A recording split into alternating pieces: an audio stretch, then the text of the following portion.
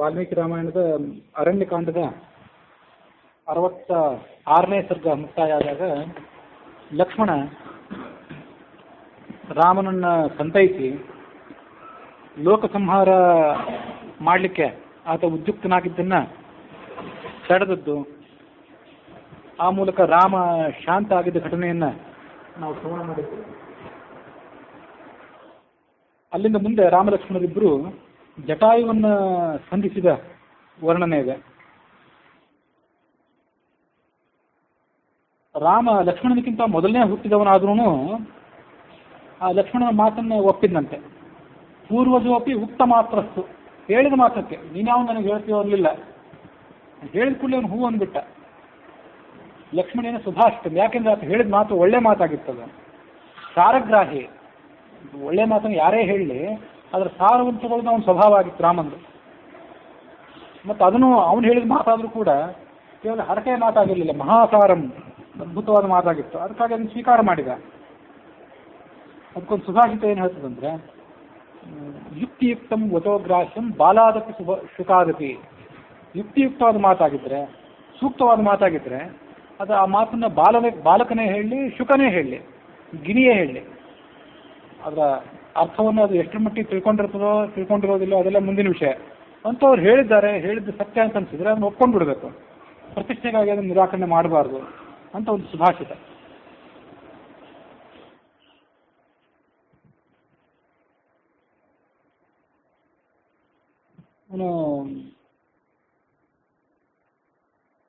ಶ್ರೀರಾಮ ಆ ಉಕ್ಕಿ ಬಂದಂಥ ಕೋಪವನ್ನೆಲ್ಲ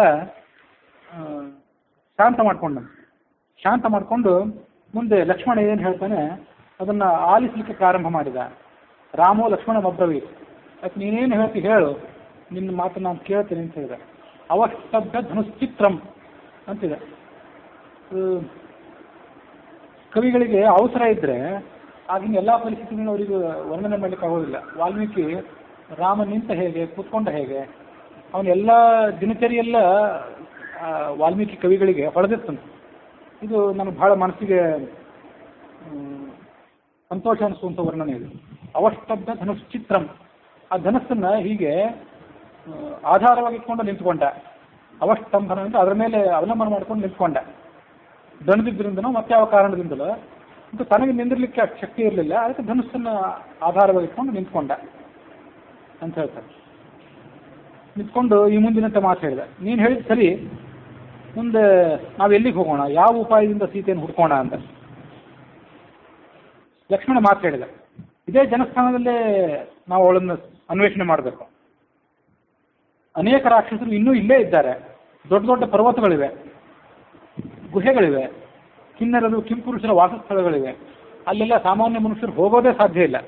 ಅಂಥ ಕಡೆಯೆಲ್ಲ ನಾವು ಈಗಲೇ ಹೋಗಿ ಸಂಚಾರ ಮಾಡಿ ಅವಳನ್ನು ಹುಡುಕಾಡೋಣ ಅಂತ ಹೇಳಿದ ಲಕ್ಷ್ಮಣ. ಮತ್ತೆ ಅವನಿಗೆ ಸಮಾಧಾನ ಮಾಡಿದ. ಸದ್ವಿಧಾ ಬುದ್ಧಿ ಸಂಪನ್ನಾ ಮಹಾತ್ಮಾನೋ ನರರ್ಷಭ ಆಪತ್ಸು ನ ಪ್ರಕಂಪಂತೆ ವಾಯುವೇಗೈ ಇವ ಅಚಲಾಹ. ಮಹಾತ್ಮರಾದವರು, ಸ್ಥಿರವಾದ ಬುದ್ಧಿ ಇದ್ದವರು, ಎಂಥ ಆಪತ್ತಿನ ಪರಿಸ್ಥಿತಿ ಬಂದರೂ ತಮ್ಮ ಬುದ್ಧಿಯ ಸ್ಥಿಮಿತವನ್ನು ಕಳ್ಕೊಳ್ಳೋದಿಲ್ಲ. ಅದಕ್ಕೆ ಉದಾಹರಣೆ ಏನಂದ್ರೆ ಪರ್ವತ. ಧೈರ್ಯೇಣ ಹಿಮವಾನಿವ ಅಂತ ರಾಮನ ವರ್ಣನೆ ಈಗಾಗಲೇ ನಾವು ಬಾಲಕಾಂಡದಲ್ಲಿ ಶ್ರವಣ ಮಾಡಿದ್ವಿ. ಪರ್ವತದ ಮೇಲೆ ಎಷ್ಟೇ ಬಿರುಗಾಳಿ ಬೀಸಿದ್ರು ಪರ್ವತ ಏನು ಅದರಿಂದ ಅಲುಗಾಡೋದಿಲ್ಲ. ಅದರಂತೆ ನೀನು ಅಲುಗಾಡಬಾರದು ಅಂತ ರಾಮ ಲಕ್ಷ್ಮಣ ಹೇಳಿದ ಉಪದೇಶ ಏನಿತ್ತು ಅದನ್ನು ಸ್ವೀಕಾರ ಮಾಡಿದ.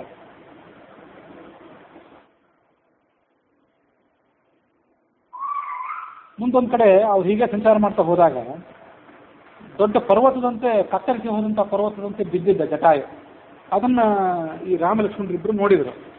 ರಾಮ ಲಕ್ಷ್ಮಣನಿಗೆ ಹೇಳಿದ, ಅನೇನ ಸೀತಾ ವೈದೇಹಿ ಭಕ್ಷಿತಾ ನಾತ್ರ ಸಂಶಯ. ಇದನ್ನು ಜಟಾಯು ಅಂತ ಗೊತ್ತಾಗಲಿಲ್ಲ ಅಂತ ಕಾಣಿಸ್ತದೆ ನನಗೆ. ದೂರದ ನೋಟಕ್ಕೆ ಆ ಬಿದ್ದಂಥವನು ಜಟಾಯು ಅಥವಾ ಜಟಾಯು ಸತ್ತು ಹೋಗಿರ್ಬೋದು ಅನ್ನೋ ಕಲ್ಪನೆ ಇರಲಿಲ್ಲ ಅವನಿಗೆ. ಇಂಥ ಒಂದು ಪರಿಸ್ಥಿತಿ ಜಟಾಯು ಬಂದಿರ್ಬೋದು ಅಂತ ಕಲ್ಪನೆ ಇರಲಿಲ್ಲ.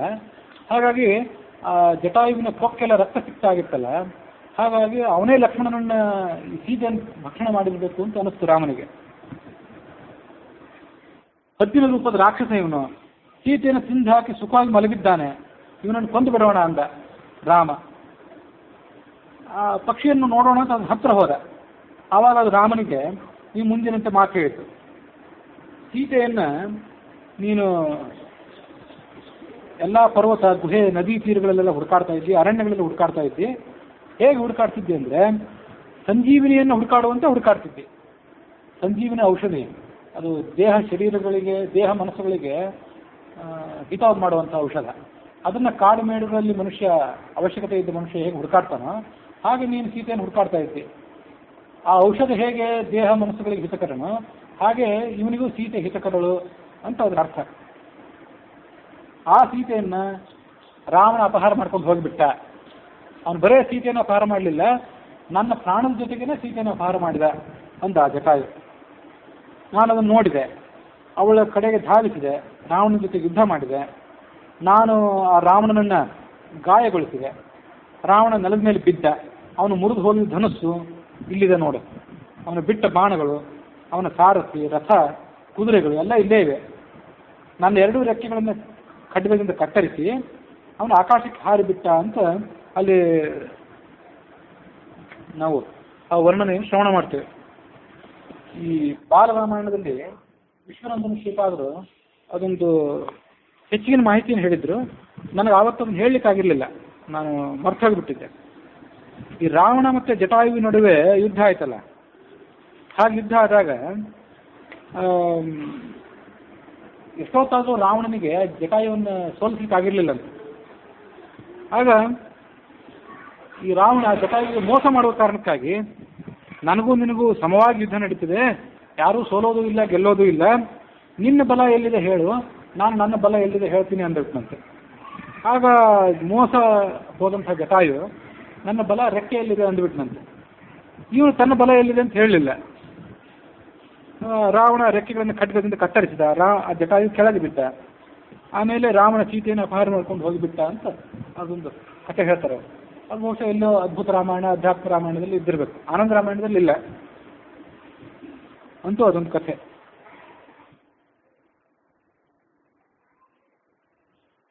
ಆಮೇಲೆ ಆ ಸೀತೆ ಆಭರಣಗಳನ್ನು ತನ್ನೊಂದು ಸೆರಗಿನಲ್ಲಿ ಕಟ್ಟಿ ಹಾಕಿ ಬಿಸಾಕಿದ್ದಲ್ಲ, ಆ ಸೆರೆಗೆ ಎಲ್ಲಿ ಬಿದ್ದಿತ್ತು ಅನ್ನೋದು ಆ ಹಂಪಾ ಕ್ಷೇತ್ರದಲ್ಲಿ ಈಗಲೂ ಕಾಣಿಸ್ತದೆ ಅಂತ ಹೇಳ್ತಾರೆ ವಿಶ್ವನಂದನ ಶ್ರೀಪಾದರು. ಈಗ ನಾವು ಆನಂದ ರಾಮಾಯಣಕ್ಕೆ ಅನುಸಾರವಾಗಿ ನೋಡಿದ್ದು ಆ ಚಿತ್ರಕೂಟದ ಸುತ್ತಮುತ್ತಲು, ಪಂಚವಟಿಯ ಸುತ್ತಮುತ್ತಲು ಕೆಲವು ಕ್ಷೇತ್ರಗಳು ನಿರ್ಮಾಣ ಆಗಿತ್ತು. ಆ ಮಾಯಾಮಯ ಎಲ್ಲೆಲ್ಲಿ ಸಂಚಾರ ಮಾಡಿತ್ತು ಅಲ್ಲೆಲ್ಲ ಕ್ಷೇತ್ರಗಳು ನಿರ್ಮಾಣ ಆಗಿತ್ತು. ಅದನ್ನೆಲ್ಲ ನಾವು ಆನಂದ ರಾಮಾಯಣಕ್ಕೆ ಅನುಸಾರವಾಗಿ ನೋಡಿದ್ವಿ. ಹಂಪೆಯಲ್ಲಿ ಇದೆ ಅಂತ ಅನ್ನೋದನ್ನ ವಿಶ್ವನಂದನ ಶ್ರೀಪಾದರು ಒಂದು ಉದಾಹರಣೆ ಕೊಡ್ತಾರೆ.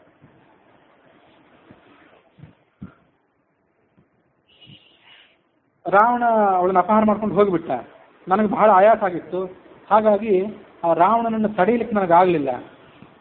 ಈಗಾಗಲೇ ರಾವಣನನ್ನು ಕೊಂದು ಹಾಕಿಬಿಟ್ಟಿದ್ದಾನೆ, ನಾನು ಸಾಯೋ ಪರಿಸ್ಥಿತಿಗೆ ಬಂದಿದ್ದೇನೆ, ನೀನು ನನ್ನನ್ನು ಮತ್ತೆ ಸಾಯಿಸಬೇಕು ಅಂತ ಹೊರಟಿದೆಯಲ್ಲ, ಇದು ಉಚಿತ ಅಲ್ಲ ಅಂದ ಆ ಜಟಾಯು. ಆಗ ಮಾತಾಡ್ತಿರೋದು ಜಟಾಯು ಅಂತ ಗೊತ್ತಾಯ್ತು ರಾಮನಿಗೆ. ಅವನ ಮುಖ, ರಾಮನ ಮುಖ ಕಣ್ಣೀರಿನಿಂದ ತುಂಬಿ ಹೋಯ್ತು. ಸೀತೆ ವೃತ್ತಾಂತ ರಾಮನಿಗೆ ಸಿಕ್ತು, ಆದರೆ ಜಟಾಯು ತನಗಾಗಿ ಪ್ರಾಣ ಪರಿತ್ಯಾಗ ಮಾಡಿದ ಅನ್ನೋದು ರಾಮನ ಅರಿವಿಗೆ ಬಂದಾಗ ಅವನಿಗೆ ದುಃಖ ಇಮ್ಮಡಿ ಆಯಿತು.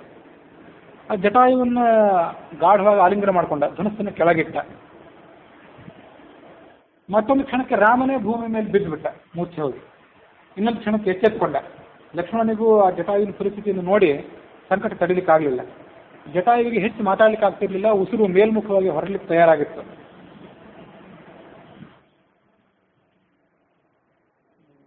ಆ ಜಟಾಯುವನ್ನು ನೋಡಿ ರಾಮ ಹೇಳಿದ್ನು, ರಾಜ್ಯಾಧ್ವಂಸೋ ವನೇ ವಾಸಃ. ಎಲ್ಲ ಗಮನಿಸ್ತಾನೆ ಇರ್ಬೋದು, ರಾಜ್ಯ ಕಳ್ಕೊಂಡೆ ಅನ್ನೋದು, ರಾಜ್ಯ ನಂಗೆ ಸಿಗಲಿಲ್ಲ, ಭ್ರಷ್ಟನಾದೆ ಅಂತನ್ನೋದು ರಾಮ ಮೇಲಿನ ಮೇಲೆ ಮನಸ್ಸಲ್ಲಿ ಇಟ್ಕೊಂಡಿದ್ದ, ಕೊರಗ್ತಿದ್ದ. ಅವನು ಕೊರಗ್ತಿದ್ದ ಅನ್ನೋಕ್ಕಿಂತ ಅಂಥ ಪರಿಸ್ಥಿತಿನ ಎದುರಿಸಿದ ಮನುಷ್ಯ ಮೇಲಿನ ಮೇಲೆ ಅದನ್ನು ನೆನೆಸ್ಕೊಂಡು ಕೊರಗ್ತಿರ್ತಾನೆ ಅನ್ನೋದು ಸೂಚನೆ ಅದು. ಇಲ್ಲಿ ತನಕನೇ ಒಂದು 4-5 ಸರಿ ಬಂತು. ರಾಜ್ಯ ಕಳ್ಕೊಂಡೆ, ತಂದೆಯನ್ನು ಕಳ್ಕೊಂಡೆ, ತಾಯಿಯನ್ನು ಕಳ್ಕೊಂಡೆ, ಸೀತೆ ಇಲ್ಲದಂತಾಯಿತು. ರಾಜ್ಯಾಧ್ವಂಸ ವನೇ ವಾಸ, ವನದಲ್ಲಿ ವಾಸ ಮಾಡಬೇಕಾಯ್ತು. ಸೀತಾ ನಷ್ಟ. ಈಗ ಮೃದೋ ದ್ವಿಜ. ಈ ದ್ವಿಜ ಅಂದರೆ ಬ್ರಾಹ್ಮಣರಿಗೂ ದ್ವಿಜ ಅಂತಾರೆ, ಹಕ್ಕಿಗೂ ದ್ವಿಜ ಅಂತಾರೆ.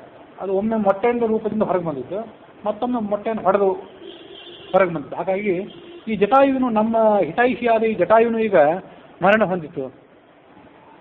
ಈದೃಶೀಯಂ ಮಮ ಅಲಕ್ಷ್ಮೀ ನಿರ್ದಹೇತಪಿ ಪಾವಕಂ. ಈಗ ನೋಡ್ಬೇಕು, ನನ್ನ ದುರದೃಷ್ಟ ಎಂಥದ್ದು ಅಂದರೆ ಅಲಕ್ಷ್ಮಿ ಅಂದರೆ ದುರದೃಷ್ಟ. ನನ್ನ ದುರದೃಷ್ಟದ ಸಂಪರ್ಕಕ್ಕೆ ಬೆಂಕಿ ಏನಾದ್ರು ಸಿಕ್ಕರೆ ಆ ಬೆಂಕಿಯ ಸುಟ್ಟಾಗಿಬಿಡ್ತದೆ. ಬೆಂಕಿ ಎಲ್ಲಾನು ಉಳಿದಿದ್ಮೇಲೆ ಸುಟ್ಟಾಕುವಷ್ಟು ಶಕ್ತಿ ಇದ್ದದ್ದು ಬೆಂಕಿ. ನನ್ನ ದುರದೃಷ್ಟ ಬೆಂಕಿಯನ್ನು ಶೋಷಿಸಬಲ್ಲದು ಅಂತ ನಾನು, ಅಷ್ಟು ಬಲಶಾಲಿ ಇದು. ಸಂಪೂರ್ಣಮಪಿ ಚೇದದ್ಯ ಪ್ರತರೇಯಂ ಮಹೋದಧಿಂ ಸೋಪಿ ನೂನಂ ಮಮಾಲಕ್ಷ್ಮ ವಿಶಿಷ್ಯೇ ಸರಿತಾಂತತಿ. ನಾನು ಇಂಥ ಕಷ್ಟಕ್ಕೆ ಸಿಲುಕಿದ್ದೇನಲ್ಲ, ಈ ಕಷ್ಟ ಬೇಡ, ಇನ್ನು ಪ್ರಾಣ ಪರಿತ್ಯಾಗ ಮಾಡಿಬಿಡೋಣ ಅಂತ ಏನಾದ್ರು ಸಮುದ್ರಕ್ಕೆ ಧುಮುಕಿದರೆ ಆ ಸಮುದ್ರನೂ ವಿಶಿಷ್ಯೆ ಒಣಗಿ ಹೋಗಿಬಿಡ್ತದೆ. ಪಾಪಿ ಸಮುದ್ರಕ್ಕೆ ಇಳಿದ್ರೂ ಮೊಣಸಾಲು ಮಟ್ಟಕ್ಕೆ ನೀರು ಅಂತ ಅಂತಾರಲ್ಲ, ತೀರಾ ದುರದೃಷ್ಟಿ ಇದ್ದಿದ್ದರಿಂದ ನನಗೆ ಇಂಥ ಪರಿಸ್ಥಿತಿ ಬಂತು ಅಂತ ಅವ್ನು ಹೇಳ್ಕೊಂಡ ಅಷ್ಟೆ ರಾಮ. ಸಮುದ್ರನು ಕೂಡ ಬತ್ತಿ ಹೋಗ್ಬೋದು. ನಾಸ್ತಿ ಅಭಾಗ್ಯತರೋ ಲೋಕೆ ಮತ್ತಃ ಅಸ್ಮಿನ್ ಸರಾಚರ. ನಿನ್ನೆನೂ ಇದೇ ಮಾತು ಹೇಳಿದೆ, ನನಗಿಂತ ಹೆಚ್ಚಿನ ದುರದೃಷ್ಟವಂತೆ ಈ ಜಗತ್ತಿನಲ್ಲೇ ಇಲ್ಲ. ನನ್ನಷ್ಟೇ ದುಃಖವನ್ನೇ ಯಾರೂ ಅನುಭವಿಸಿಲ್ಲ, ನಾನಾಗಿದ್ದು ಇದೆಲ್ಲ ತರ್ಕೊಂಡಿದ್ದೀನಿ ಅಂತಿರ್ತಾರೆ ಕೆಲವರು.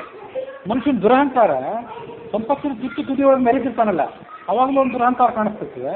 ಇಂಥ ಸಂಕಟ ಪಡುವಾಗಲೂ ಕೆಲವು ಸರಿ ಮನುಷ್ಯ ದುಃಖ ಇದ್ದಾಗಲೂ ನಾನು ಅದರಿಂದ ಇದನ್ನು ತಡ್ಕೊಂಡೆ ಅಂತ ಅಂತಿರ್ತಾರೆ. ಇಲ್ಲಿ ಬರಲಿಲ್ಲ ಅದು. ಆದರೂ ಜನಸಾಮಾನ್ಯರ ಬಾಯಿಂದ ಎಷ್ಟೋ ಸರಿ ನಾನು ಅವ್ನು ಕೇಳಿದೆ, ನೀವು ಕೇಳಿದಿರ್ಬೇಕು. ಎಲ್ಲಿ ಹೋದ್ರೂ ಮನುಷ್ಯನ ತಮ್ಮ ಪ್ರತಿಷ್ಠೆನೇ ತಮ್ಮ ದುರಹಂಕಾರನೇ. ಅದು ನಮಗೆ ವಿಚಿತ್ರ ಅನ್ಸೋದು. ಯಾರು ಸಾಯಲಿ, ಯಾರು ಹುಟ್ಟಲಿ, ಎಲ್ಲ ಕಡೆ ಮನುಷ್ಯ ತನ್ನ ಪ್ರತಿಷ್ಠೆನೇ ತೋರಿಸೋದು, ತನ್ನ ಮಾತೇ ನಡಿಬೇಕು ನಮಗೆ. ಇದು ಇಂಥ ದುಃಖ ನನ್ನನ್ನು ಬಿಟ್ಟು ಯಾರಿಗೂ ಬರ್ಲಿಕ್ಕೆ ಸಾಧ್ಯ ಇಲ್ಲ ಅಂತ. ಜಗತ್ತಿನೊಳಗೆ ಮಹಾಬಲಿಷ್ಠನೂ ನಾನೇ, ಮಹಾಪರಾಕ್ರಮಿನೂ ನಾನೇ, ಎಲ್ಲನೂ ನಾನೇ ಅನ್ಕೋತಾನೆ ಮನುಷ್ಯ. ಈ ಬಲೆಯಿಂದ ನನಗೆ ಬಿಡಿಸ್ಕೊಳ್ಳಿಕ್ಕೆ ಸಾಧ್ಯವೇ ಇಲ್ಲ ಅಂತ ಕಾಣಿಸ್ತದೆ. ಈ ರಾಜ, ಈ ಹಕ್ಕಿಗಳ ರಾಜ ನಮ್ಮ ತಂದೆಯ ಮಿತ್ರ, ಇವನು ವೃದ್ಧನಾದವನು. ನನ್ನ ದೌರ್ಭಾಗ್ಯದ ಕಾರಣದಿಂದಾಗಿ ಇವತ್ತು ಪ್ರಾಣ ಪರಿತ್ಯಾಗ ಮಾಡುವನಿದ್ದಾನೆ ಅಂತ ಲಕ್ಷ್ಮಣನ ಜೊತೆಗೆ ರಾಮ ತನ್ನ ದೌರ್ಭಾಗ್ಯವನ್ನು ಹಳೆದುಕೊಂಡ, ನಿಂದನೆ ಮಾಡಿಕೊಂಡ, ಮತ್ತೆ ಅದನ್ನು ಆಲಿಂಗನ ಮಾಡಿಕೊಂಡ. ಸೀತೆ ಎಲ್ಲಿ ಹೋದ್ಲು ಅದನ್ನು ಹೇಳು ಅಂತ ಆಲಿಂಗನ ಮಾಡಿಕೊಂಡು ಮತ್ತೆ ಮೂರ್ಛೆ ಹೋದ. ರಾಮ ಮತ್ತು ಲಕ್ಷ್ಮಣನಿಗೆ ಹೇಳಿದ ಮುಂದಿನ ಸರ್ಗದಲ್ಲಿ, ಈ ಪಕ್ಷಿ ಸೀತೆಯನ್ನು ಬಿಡಿಸ್ಕೊಳ್ಳಿಕ್ಕೆ ಸಲುವಾಗಿ ಬಹಳ ಪ್ರಯತ್ನ ಪಟ್ಟಿತು, ಅದಕ್ಕೆ ಆಗಲಿಲ್ಲ. ರಾಕ್ಷಸನ ಕೈಯಿಂದ ಸಂಹಾರಕ್ಕೊಳಗಾಗಿ ಕೆಳಗೆ ಬಿದ್ದಿದೆ. ನನ್ನ ಸಲುವಾಗಿ ಇದು ಪ್ರಾಣಾರ್ಪಣೆ ಮಾಡಿದೆ. ಇದರ ಧ್ವನಿ ಕ್ಷೀಣ ಆಗ್ತಿದೆ, ಮಾತನಾಡಲಿಕ್ಕೂ ಆಗ್ತಿಲ್ಲ. ಇದಕ್ಕೆ ಆತಂಕಗೊಂಡು ನಮ್ಮನ್ನೇ ನೋಡ್ತಿದೆ. ಹೇಳಿದೆ ರಾಮ ಜಟಾಯುವಿಗೆ ಹೇಳಿದೆ, ನಿನಗೇನಾದರೂ ಒಂದೆರಡು ಮಾತಾಡ್ಲಿಕ್ಕೆ ಸಾಧ್ಯ ಆಗೋದಾದರೆ ಆ ಸೀತೆಯ ವಿಷಯವನ್ನ ಮತ್ತು ರಾವಣನ ವಿಷಯವನ್ನ ಮತ್ತಷ್ಟು ನಮಗೆ ಹೇಳು. ರಾವಣ ಯಾವ ಕಾರಣದಿಂದಾಗಿ ಸೀತೆಯನ್ನು ಅಪಹಾರ ಮಾಡ್ಕೊಂಡು ಹೋದ? ನಾನು ಅವನಿಗೇನು ಅಪರಾಧ ಮಾಡಿದ್ದೆ? ಅಪರಾಧಕ್ಕೊಳಗಾದಾಗ ಸೀತೆಯ ಮುಖದ ಕಳೆ ಹೇಗಿತ್ತು? ರಾವಣನ ಪರಾಕ್ರಮ ಎಂತ ಅದನ್ನೆಲ್ಲ ಹೇಳು ಅಂದ. ಜಟಾಯುವಿಗೆ ಮಾತೇ ಆಡ್ಲಿಕ್ಕೆ ಬರ್ತಿರ್ಲಿಲ್ಲ. ಆದರೂ ರಾಮ ಕೇಳ್ತಾನಲ್ಲ ಅಂತ ಅವ್ರು ಹೇಳಲಿಕ್ಕೆ ಪ್ರಾರಂಭ ಮಾಡಿತು. ಎಲ್ಲ ಕಡೆ ಅಂಧಕಾರ ಕವಿಯುವಂತೆ ಮಾಡಿಬಿಟ್ಟ ರಾವಣ. ಯಾರಿಗೂ ಏನು ತಿಳಿಯದಂತೆ ಮಾಡಿ ಆ ಮೂಲಕ ಸೀತೆಯನ್ನು ಅಪಹಾರ ಮಾಡ್ಕೊಂಡು ಹೋಗಿಬಿಟ್ಟ. ಹಾಗಾಗಿ ಅವನನ್ನು ಯಾರಿಗೂ ತಡೀಲಿಕ್ಕೆ ಸಾಧ್ಯ ಆಗಲಿಲ್ಲ. ನನಗೂ ಕೂಡ ಬಹಳ ಹೊತ್ತು ಅವನನ್ನು ತಡೀಲಿಕ್ಕೆ ಆಗಲಿಲ್ಲ. ಇನ್ನೂ ಹೆಚ್ಚು ನಾನು ಮಾತಾಡಬೇಕು ಅಂತಂದರೆ ನನ್ನ ಪ್ರಾಣ ನನ್ನನ್ನು ತಡೀತಿದೆ. ಪ್ರಾಣ ನನಗೆ ಅನುಮತಿ ಕೊಡ್ತಿಲ್ಲ. ದಕ್ಷಿಣ ದಿಕ್ಕಿನ ಕಡೆಗೆ ಅವನು ಹೊರಟು ಹೋದ. ನನಗೆ ಬಂಗಾರದ ಗಿಡಗಳು ಕಾಣಿಸ್ತಾ ಇವೆ ಅಂದಿರ್ತದೆ ಜಟಾಯು. ಸಾಯುವ ಹಂತದಲ್ಲಿದ್ದವರಿಗೆ ಬಂಗಾರದ ವೃಕ್ಷಗಳು, ಅದರಲ್ಲೂ ಈ ಲಾವಂಚದ ಬೇರು ಅಂತ, ಬಾಳದ ಬೇರು ಅಂತ ಇರ್ತದಲ್ಲ, ಬಾಳದ ಬೇರು, ಅದಕ್ಕೆ ಲಾವಂಚ ಅಂತಾರೆ. ಆ ವೃಕ್ಷಕ್ಕೆ, ಗಿಡಕ್ಕೆ, ಬಂಗಾರಮಯವಾದ ಗಿಡಕ್ಕೆ ಲಾವಂಚದ ಬಾಳದ ಬೇರಿನ ತಲೆ ಕೂದಲು ಇರ್ತದಂತೆ. ಅಂದ್ರೆ ಸ್ವಲ್ಪ ಬೇರಿನ ಟೈಪು. ಸೊ ಆ ವೃಕ್ಷದ ಮೇಲ್ಭಾಗದಲ್ಲಿ ಬಾಳದ ಬೇರೆ ಇರ್ತದೆ. ಹೀಗೆ ಒಂದು ರೀತಿ ಅವ್ರ ದೃಷ್ಟಿ ಭ್ರಮೆ ಆದ್ರಿಂದ ಏನೇನೋ ಅನಿಸ್ಬೋದು. ಬಂಗಾರಮಯವಾದ ವೃಕ್ಷ ಎಲ್ಲಿ ಇರ್ಲಿಕ್ಕಿಲ್ಲ, ಅದಕ್ಕಾಗಿ ತೋರೋದು. ಅದು ತೋರೋದು ವಿಚಿತ್ರವಾಗಿ ಕಾಣಿಸ್ತದೆ ಅಷ್ಟೇ.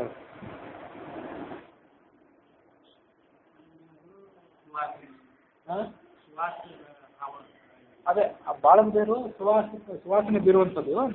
ಆ ಬಾಳದ ಬೇರು ಈ ಬಂಗಾರದ ಗಿಡಕ್ಕೆ ತಲೆ ಕೂದಲಿನ ರೂಪದಲ್ಲಿ ಇರ್ತದೆ. ಅದು ಮನುಷ್ಯನ ತಲೆ ಕೂದಲು ಹರಡಿಕೊಂಡು ಬಿದ್ದಿರ್ತದಲ್ಲ ಆ ಕಡೆ ಈ ಕಡೆ. ಹಾಗೆ ಆ ವೃಕ್ಷಕ್ಕೆ, ಬಂಗಾರಮಯವಾದ ವೃಕ್ಷಕ್ಕೆ ಬಾಳದ ಬೇರುಗಳು ತಲೆ ಕೂದಲಿನ ರೂಪದಲ್ಲಿ ಇರ್ತವೆ. ಅಥವಾ ಆ ಬೇರು ನೋಡಿದ್ರೆ ಇವನಿಗೆ ತಲೆ ಕೂದಲು ತನಸ್ತದೆ ಸಾಯೋ ಮನುಷ್ಯನಿಗೆ. ಅಷ್ಟೇ.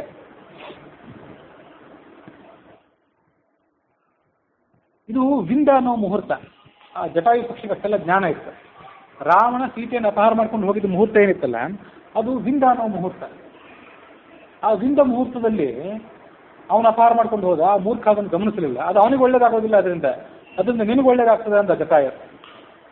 ಏನೋ ಅಪರಾಧ ಮಾಡ್ಕೊಂಡು ಹೋಗೋ ಅವಸರ ಇತ್ತು, ಅಪಹಾರ ಮಾಡ್ಕೊಂಡು ಹೋಗೋ ಅವಸರ ಇತ್ತು, ಅಪಹಾರ ಮಾಡ್ಕೊಂಡು ಬಿಟ್ಟ. ಆ ಮುಹೂರ್ತ ನಿನಗೆ ಅನುಕೂಲಕರವಾಗಿದೆ. ಗಾಳವನ್ನು ನುಂಗಿದ ಮೀನಿನಂತೆ ಅವನು ಮರಣ ಹೊಂದಿಬಿಡ್ತಾನೆ. ಗಾಳ ಅವನ ಬಾಯಿಗೆ ಸಿಕ್ಕಿರ್ಬೋದು, ಈಗ ಅದನ್ನು ಹಾಳಾಗುವವನು ಅವನೇ. ನೀನು ಆ ಸೀತೆಯನ್ನು ಮತ್ತೆ ಪಡೆದುಕೊಳ್ತಿ ಅಂತ ಜಟಾಯು ಹೀಗೆ ಮಾತಾಡಿತು. ಅದಕ್ಕೆ ಮರಣಕಾಲ ಸನ್ನಿಹಿತ ಆಗಿದ್ರೂ ತನ್ನ ಮನಸ್ಸಿನ ಸ್ವಾಸ್ಥ್ಯ ಕಳ್ಕೊಳ್ಳಿಲ್ಲ. ಅದು ಯಾರು ಅಂದರೆ ಪುತ್ರ ವಿಶ್ವವಸಃ ಸಾಕ್ಷಾತ್ ಭ್ರಾತ ವೈಶ್ರವಣಸ್ಥಿತ. ವಿಶ್ವವಸನ ಮಗ ಈ ರಾವಣ ಅಂದರೆ, ಮತ್ತು ಕುಬೇರನ ತಮ್ಮ. ಇಷ್ಟು ಮಾಹಿತಿ ಹೇಳಿತು. ಇಷ್ಟು ಮಾಹಿತಿ ಹೇಳಿ ಅದು ತನ್ನ ಪ್ರಾಣ ಪರಿತ್ಯಾಗ ಮಾಡಿಬಿಡ್ತು ಜಟಾಯು. ಇನ್ನೂ ಹೇಳು ಅಂತ ಕೇಳ್ತಾ ಇದ್ದ ಈ ಕಡೆ ರಾಮ. ಮತ್ತೇನಾದ್ರು ಮಾಹಿತಿ ಹೇಳಿ, ಅದೇನು ಹೇಳೋ ಪರಿಸ್ಥಿತಿಯಲ್ಲಿ ಇರಲಿಲ್ಲ. ಅದು ಆಕಾಶಕ್ಕೆ ಹಾರಿ ಹೋಯಿತು ಅದರ ಪ್ರಾಣ. ಅದು ತನ್ನ ಎರಡು ಕಾಲುಗಳನ್ನು ಚಾಚಿ ಶರೀರವನ್ನು ಒಂದು ಪಕ್ಕಕ್ಕೆ ವಾಲಿಸಿತು, ತಲೆಯನ್ನು ನೆಲದ ಮೇಲಿಟ್ಟಿತು. ಲಕ್ಷ್ಮಣನಿಗೆ ಹೇಳಿದಂತೆ ರಾಮ, ರಾಕ್ಷಸರ ವಾಸಸ್ಥಾನ ಇದು. ಈ ದಂಡಕಾರಣ್ಯದಲ್ಲಿ ಪಕ್ಷಿ ದೀರ್ಘಕಾಲದಿಂದ ಇತ್ತು, ಅದು ಪ್ರಾಣ ಪರಿತ್ಯಾಗ ಮಾಡಿದೆ. ಅದರ ಪ್ರಾರಬ್ಧವಶಾತ್ ಅದಕ್ಕೆ ಈ ಕಾಲವನ್ನು ಮೀರಲಿಕ್ಕಾಗಿಲ್ಲ. ನನ್ನ ಸಲುವಾಗಿ ಅವನು ಪ್ರಾಣ ಪರಿತ್ಯಾಗ ಮಾಡಿದ. ಸರ್ವತ್ರ ಖಲು ದುಷ್ಯಂತೆ ಸಾಧವ ಧರ್ಮಚಾರಿಣ ಶೂರಾ ಶರಣ್ಯಾ ಸೌಮಿತ್ರೇ ತಿರ್ಯಜ್ಞೋನಿ ಗತೇಶ್ವಪಿ.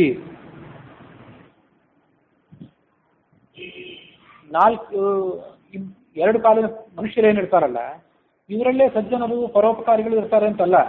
ಪರೋಪಕಾರಿಗಳು 4 ಕಾಲಿನ ಪ್ರಾಣಿಗಳಲ್ಲಿ, ಆಮೇಲೆ ರೆಕ್ಕೆ ಉಳ್ಳಂಥ ಪಕ್ಷಿಗಳಲ್ಲಿ, ಕೀಟಗಳಲ್ಲಿ ಅಲ್ಲೂ ಇರ್ತಾರೆ. ಸಜ್ಜನರಾದವರು ಎಲ್ಲ ಕಡೆ ಇದ್ದೇ ಇರ್ತಾರೆ. ಹಾಗಾಗಿ ಅವರು ತಮ್ಮ ಜೀವನವನ್ನು ಪರೋಪಕಾರಕ್ಕಾಗಿ ಮುಡಿಪಿಟ್ಟಿರ್ತಾರೆ. ಧರ್ಮಚಾರಿಣ ಶೂರಾಹ ಪರಾಕ್ರಮಿಗಳು, ಶರಣ್ಯಾಹ ಶರಣಾಗತರನ್ನು ಕಾಪಾಡುವಂಥವ್ರು, ತಿರ್ಯಜ್ಞೋನಿ ಗತೇಶ್ವಪಿ ಪ್ರಾಣಿಗಳಲ್ಲಿ ಕೂಡ ಅಂಥವ್ರು ಇರ್ತಾರೆ. ಇದರ ಜೀವನ ಧನ್ಯ ಆಯಿತು. ಸೀತೆ ಅಪಹಾರದಿಂದಲೂ ನಂಗೆ ಇಷ್ಟು ದುಃಖ ಆಗಿರಲಿಲ್ಲ, ಆದರೆ ಹಿತೈಷಿ ಆದ್ದನ್ನು ಇವನನ್ನು ಕಳ್ಕೊಂಡು ನನಗೆ ಹೆಚ್ಚು ದುಃಖ ಆಯಿತು ಅಂದ ರಾಮ. ಇವನಿಗೆ ಸಂಸ್ಕಾರ ಮಾಡಬೇಕಾದ ನನ್ನ ಕರ್ತವ್ಯ. ಒಣಗಿದ ಕಟ್ಟಿಗೆಗಳನ್ನು ತೆಗೆದುಕೊಂಡು ಬಾ, ಅವುಗಳನ್ನು ಘರ್ಷಣೆ ಮಾಡಿ ನಾವು ಅಗ್ನಿಯನ್ನು ತಯಾರು ಮಾಡೋಣ, ಅವನಿಗೆ ಯಥಾವಿಧಿಯಾಗಿ ಸಂಸ್ಕಾರ ಮಾಡೋಣ. ಲಕ್ಷ್ಮಣ ಒಣಗಿದ ಕಟ್ಟಿಗೆಗಳನ್ನು ತಗೊಂಡು ಬಂದ. ಚಿತೆಯ ಮೇಲೆ ಜಟಾಯುವಿನ ಶರೀರವನ್ನು ಇಟ್ಟ. ನೀನು ನನ್ನಿಂದ ಸಂಸ್ಕಾರವನ್ನು ಪಡ್ಕೊಂಡು ಉತ್ತಮ ಗತಿಗೆ ಹೊಂದಬೇಕು, ಉತ್ತಮ ಗತಿಗೆ ಹೋಗ್ಬೇಕು. ನೀನು ಎಂಥ ಲೋಕ ಅಂದರೆ ಯಾವ ಗತಿ ಯಜ್ಞಶೀಲಾನ, ಜೀವಮಾನ ಪೂರ ಯಜ್ಞಗಳನ್ನು ಮಾಡಿಕೊಂಡು ಪವಿತ್ರ ಜೀವನ ನಡೆಸಿದವರು ಇರ್ತಾರಲ್ಲ ಅವರಿಗೆ, ಆಹಿತಾಗ್ನಿನಾಮ್ ನಿತ್ಯ ಅಗ್ನಿಹೋತ್ರಗಳಾಗಿರ್ತಾರಲ್ಲ ಅಂಥವ್ರಿಗೆ ಸಿಗುವ ಗತಿ ನಿನಗೆ ಸಿಗಲಿ. ಅಪರಾವರ್ತಿನಾಮ್ ಯುದ್ಧ ಭೂಮಿಗೆ ಹೋದ ಮೇಲೆ ಅಲ್ಲಿ ಹೆದರದೆ ಹಿಂತಿರುಗಿ ಬರದೆ ಅಲ್ಲೇ ಪ್ರಾಣ ಪರಿತ್ಯಾಗ ಮಾಡಿದವರು ಇರ್ತಾರಲ್ಲ ಅವ್ರಿಗೆ ಸಿಗುವಂಥ ಗತಿ, ಭೂದಾನ ಮಾಡುವಂಥವರಿಗೆ ಸಿಗುವಂಥ ಗತಿ, ಭೂಮಿ ಪ್ರದಾಯನ ಇವರು ಎಲ್ಲರಿಗೂ ಸಿಗುವಂಥ ಗತಿ ನಿನಗೆ ಸಿಗಲಿ. ಹೀಗೆ ಆ ದಹನಕ್ರಿಯೆಯನ್ನೆಲ್ಲ ಪೂರೈಸಿದ. ದಹನಕ್ರಿಯೆಯನ್ನು ಪೂರೈಸಿದ ಅಂತ ಇಷ್ಟೇ ಇದೆ. ಅದು ತಾತ್ಪರ್ಯ ನಿರ್ಣಯದಲ್ಲೆಲ್ಲ ಅದಕ್ಕೆ ಸದ್ಗತಿಯನ್ನು ಕೂಡ ಕೊಡಿಸಿದ. ಜಟಾಯು ಪಕ್ಷಿಗೆ ರಾಮನ ಅನುಗ್ರಹದಿಂದ ಸದ್ಗತಿಯೂ ಕೂಡ ಆಯಿತು ಅಂತ ಅಲ್ಲಿ ವರ್ಣನೆ ಬರ್ತದೆ. ವಾಲ್ಮೀಕಿ ರಾಮಾಯಣದಲ್ಲಿ ವಿದ್ಯುಕ್ತವಾಗಿ ಅದರ ಸಾಧನೆ ಮಾಡಿದ್ದ ವರ್ಣನೆಯೂ ಬರ್ತದೆ.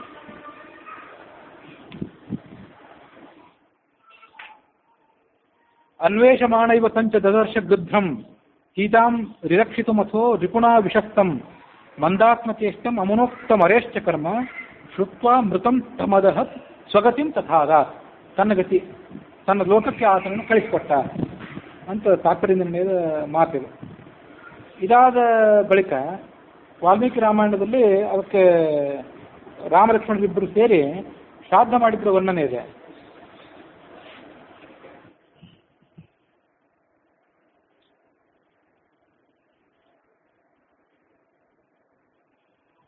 ರಾಮ ಲಕ್ಷ್ಮಣರಿಬ್ಬರು ದೊಡ್ಡ ದೊಡ್ಡ ಮೃಗಗಳನ್ನು ಸಂಹಾರ ಮಾಡಿ ತಂದ್ರಂತೆ. ಭೂಮಿ ಮೇಲೆ ದರ್ಭೆಗಳನ್ನು ಹರಡಿದರು. ದರ್ಭೆಗಳನ್ನು ಹರಡಿ ಅದರ ಮೇಲೆ ಆ ಮಾಂಸದ ಪಿಂಡಗಳನ್ನು ಪ್ರದಾನ ಮಾಡಿದರು. ಯಥಾವಿಧಿಯಾಗಿ ಪಿಂಡ ಪ್ರದಾನ ಮಾಡಿ ಅದಕ್ಕೆ ಸದ್ಗತಿಯನ್ನು ಕೊಟ್ಟರು.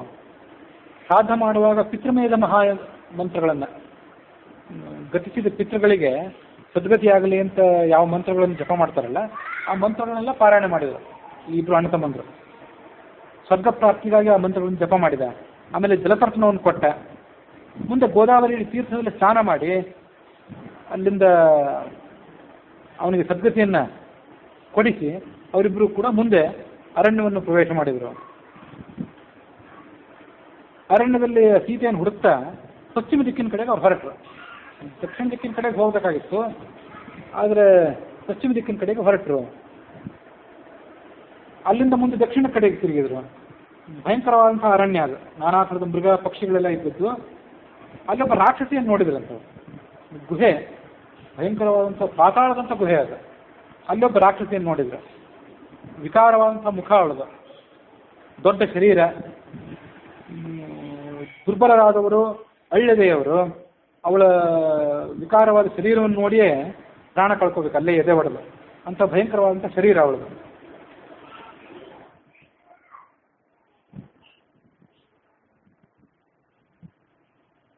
ಮಹಾರೂಪಾಂ ರಾಕ್ಷಸೀಂ ವಿಕೃತ ಆನನಾಂ, ವಿಕಾರವಾದ ಮುಖ ಇದ್ದವಳು.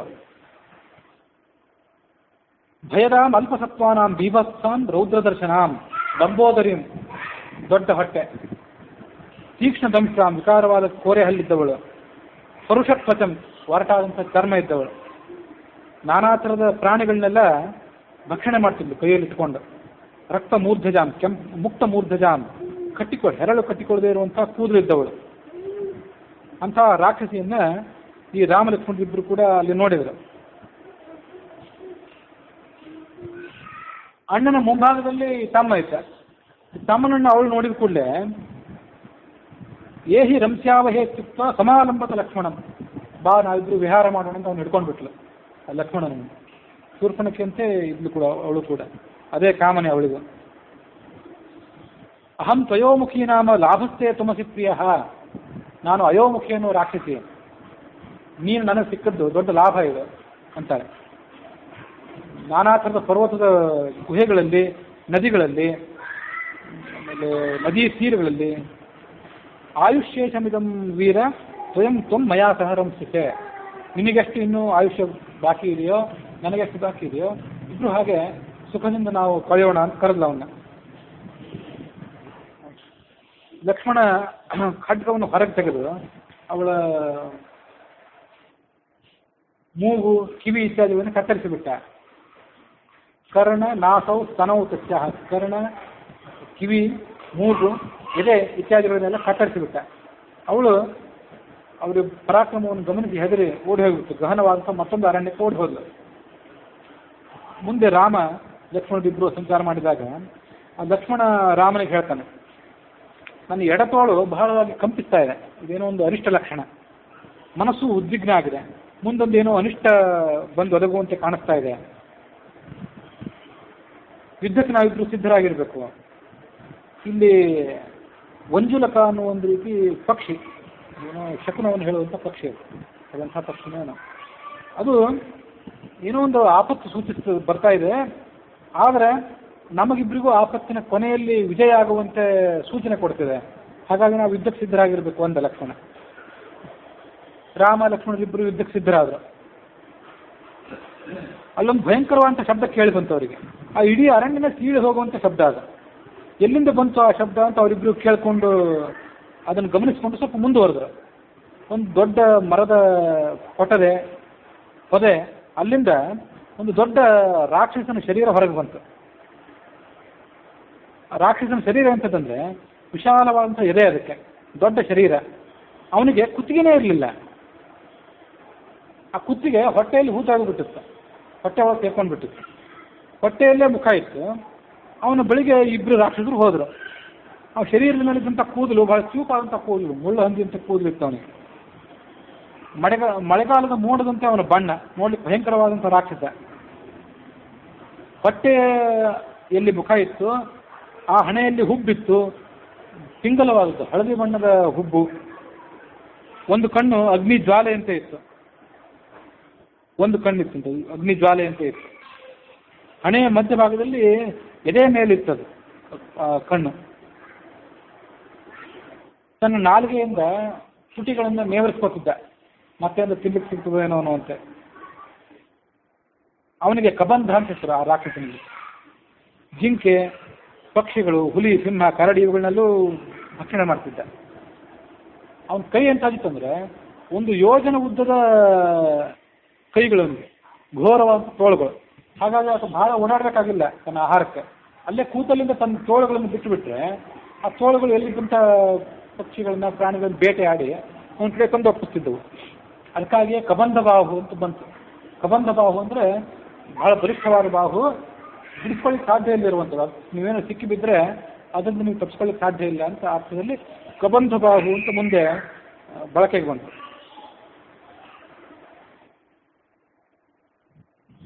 ಅದು ಹೀಗೆ ಎಳ್ಕೊಂಡು ಬರ್ತಿದ್ದ ತನ್ನ ಹತ್ತಿರಕ್ಕೆ. ಬೇಡ ಅದನ್ನು ಮತ್ತೆ ದೂರಕ್ಕೆ ಬಿಸಾಕಿ ಬಿಡ್ತಿದ್ದ, ಬೇಡ ಅದನ್ನು ತಿಂದು ಮುಗಿಸಿದ್ದನ್ನೆಲ್ಲ. ರಾಮ ಲಕ್ಷ್ಮಣರು ಯಾವ ದಾರಿಯಿಂದ ಹೋಗ್ಬೇಕಾಗಿತ್ತಲ್ಲ ಆ ದಾರಿನ ಅಡ್ಡಗಟ್ಕೊಂಡು ನಿಂತು ಬಿಟ್ಟಿದ್ದ ಅವನು. ರಾಮನನ್ನು ಅವರಿಬ್ರು ನೋಡಿದರು. ಇಬ್ಬರನ್ನು ಒಟ್ಟಾಗಿ ಕೈಯಿಂದ ಹಿಡ್ಕೊಂಡು ಬಿಟ್ನಂತ. ಇಬ್ರು ಅಧೀನರಾಗಿಬಿಟ್ರು. ಅವನು ಅವ್ರ ಬಿಲ್ಲು ಬಾಣ ಎಲ್ಲನೂ ಹಿಡ್ಕೊಂಡಿದ್ದಂತೆ ಅವನ ಅಧೀನರಾಗಿ ಹೋಗಿಬಿಟ್ರು. ರಾಮನಿಗೆ ಧೈರ್ಯ ಕಡಿಮೆ ಆಗಲಿಲ್ಲ. ಲಕ್ಷ್ಮಣನ ಮಾತ್ರ ಕಠಿಣ ಮುಗಿತು ಅನಿಸ್ಬಿಡ್ತು ಅವನಿಗೆ. ನಾನೀಗ ಅಸ್ವತಂತ್ರ ಆಗಿಬಿಟ್ಟಿದ್ದೇನೆ, ರಾಕ್ಷಸನ ವಶ ಆಗಿಬಿಟ್ಟಿದ್ದೇನೆ, ನನಗಂತೂ ಇವನ ಕೈಲಿ ತಪ್ಪಿಸ್ಕೊಳ್ಳಿಕ್ಕೆ ಸಾಧ್ಯ ಇಲ್ಲ. ನೀನಾದರೂ ತಪ್ಪಿಸ್ಕೋ, ಹೇಗಾದ್ರೂ ಮಾಡಿ ಸೀತೆಯನ್ನು ಪಡ್ಕೋ. ನೀನು ಪಡ್ಕೊಳ್ತೀವಿ, ನನ್ನ ಮನಸ್ಸು ಹೇಳ್ತಿದೆ. ಬೇಗ ಹಿರಿಯರಿಂದ ಬಂದಂಥ ಸಿಂಹಾಸನವನ್ನು ಪಡ್ಕೊಂಡು ರಾಜ್ಯಾಭಿಷೇಕ ಮಾಡಿಸ್ಕೋ. ಆ ಸಮಯದಲ್ಲಿ ನನ್ನನ್ನು ನೆನಪಿಸ್ಕೋ, ನಾನಂತೂ ಅವಾಗಿರೋದಿಲ್ಲ ಅಂತ ಹೇಳಿದ ರಾಮನಿಗೆ. ರಾಮ ಅವನಿಗೆ ಹೇಳಿದ, ಭಯ ಪಡಬೇಡ, ನೀನು ಮಹಾಪರಾಕ್ರಮಿ ಆದವನು, ಇದು ಪರಿಸ್ಥಿತಿಯನ್ನು ನಾವು ಎದುರಿಸೋಣ ಅಂತ ಹೇಳಿದ ರಾಮ ಲಕ್ಷ್ಮಣನಿಗೆ. ಆ ರಾಕ್ಷಸನ ಇವರಿಬ್ಬರನ್ನು ಕೇಳಿದ, ಯಾರು ನೀವಿಬ್ರು? ದೊಡ್ಡ ದೊಡ್ಡ ಖಡ್ಗ ಧನಸ್ಸು ಹಿಡ್ಕೊಂಡು ಬಂದಿದ್ದೀರಿ, ಗೂಳಿಯ ಹೆಗಲಿನಂತೆ ಹೆಗಲಿದ್ದವರು, ಬಲಿಷ್ಠರಾದವರು, ನಿಮ್ಗೆ ಯಾವ ಕಾರ್ಯಕ್ಕಾಗಿ ಇಲ್ಲಿಗೆ ಬಂದಿದ್ದೀರಿ? ನನಗಂತೂ ಒಳ್ಳೆಯ ಹಸಿವೆ ಆಗಿದೆ, ಇದೇ ಸಂದರ್ಭದಲ್ಲಿ ನೀವು ಬಂದಿದ್ದೀರಿ. ಧನುರ್ಬಾಣಗಳನ್ನೇನೋ ಕೈಯಲ್ಲಿ ಹಿಡಿದಿದ್ದೀರಿ, ಆದರೆ ನನಗೆ ಸುಲಭವಾಗಿ ನೀವು ವಶ ಆಗಿದ್ದೀರಾದ್ರಿಂದ ನಿಮ್ಮ ಧನುರ್ಬಾಣಗಳು, ಖಡ್ಗ ಇವೆಲ್ಲ ಪ್ರಯೋಜನಕ್ಕೆ ಬಾರದಂಥವು. ನನ್ನಿಂದ ತಪ್ಪಿಸ್ಕೊಳ್ಳಿಕ್ಕೆ ಸಾಧ್ಯ ಇಲ್ಲ ನನಗೆ.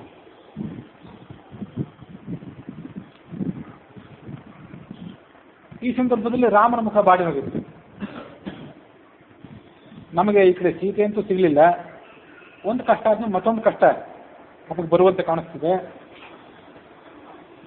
ಈಗ ಬಂದು ಆಪತ್ತು ನಮಗೆ ಒದಗಿದೆ, ಇದು ನಮ್ಮ ಜೀವನವನ್ನೇ ಮುಗಿಸುವಂತೆ ಕಾಣಿಸ್ತಿದೆ, ನಮ್ಮ ಕಥೆ ಇಲ್ಲಿ ಮುಗಿಯುವಂತೆ ಕಾಣಿಸ್ತಿದೆ. ಕಾಲಪುರುಷನಂದು ಪರಮಾಧಿಕಾರ ಈ ಜಗತ್ತಿನಲ್ಲಿ ಅತಿ ದೊಡ್ಡ ಅಧಿಕಾರ ಯಾರಿದ್ರೆ ಕಾಲಪುರುಷಂದೇ. ಅವನ ಪರಾಕ್ರಮ ಅತುಲವಾದ್ದು, ಯಾರೂ ಅದನ್ನು ಮೀರ್ಲಿಕ್ಕೆ ಸಾಧ್ಯ ಇಲ್ಲ. ಎಲ್ಲ ಪ್ರಾಣಿಗಳ ಮೇಲೂ ತನ್ನ ಹತೋಟಿ ಇದ್ದವನವನು ಆ ಕಾಲಪುರುಷ. ಶೂರಾಶ್ಚ ಬಲವಂತಶ್ಚ ಕೃತಾಸ್ತಾಶ್ಚ ರಣಾಗಿರೆ ಕಾಲಾಭಿಪನ್ನ ಸೀದಂತಿ ಯಥಾ ವಾಲುಕಚೇತವ. ಎಂಥ ಬಲಿಷ್ಠರಾದವರು, ಶೂರರಾಗಲಿ, ಬಲಿಷ್ಠರಾಗಲಿ, ಸ್ಥಾನಮಾನ ಸಂಪನ್ನರಾಗಲಿ, ಅವರು ಯುದ್ಧ ಭೂಮಿಗೆ ಬಂದರೆ, ಯುದ್ಧ ಅಂದರೆ ಕ್ಷತ್ರಿಯರು ಮಾಡುವಂಥ ಯುದ್ಧ ಅಂತಲೇ ಅಲ್ಲ, ಇಡೀ ಭೂಮಿ ಜೀವನವೇ ಒಂದು ಹೋರಾಟ. ಅದಕ್ಕೆ ಬಂದವರು ಕಾಲನ್ನ ಹಿಡಿತಕ್ಕೆ ಸಿಕ್ಕರೆ ಯಥಾ ವಾಲುಕ ಸೇತವ, ಮರಳಿನಿಂದ ಸೇತುವೆ ಕಟ್ಟಿರ್ತಾರಲ್ಲ, ದೊಡ್ಡ ಪ್ರವಾಹ ಬಂದು ಹೇಗೆ ಅದು ಕಚ್ಚಿ ಹೋಗ್ತದಲ್ಲ, ಹುಡುಗರು ಆಟಕ್ಕಾಗಿ ಕಟ್ಟಿರ್ತಾರೆ. ಸೇತುವೆ ಇರ್ಬೋದು, ಮನೆ ಇರ್ಬೋದು, ಇನ್ನೊಂದು ಕೋಟೆ ಗೋಡೆ ಇರ್ಬೋದು, ಅದು ನೀರಿನ ಹೊಡೆತಕ್ಕೆ ಕೊಚ್ಕೊಂಡು ಹೋಗ್ತದೆ. ಹಾಗೆ ಕಾಲಿನ ಹೊಡೆತಕ್ಕೆ ಇವರೆಲ್ಲ ಕೊಚ್ಕೊಂಡು ಹೋಗಲೇಬೇಕು.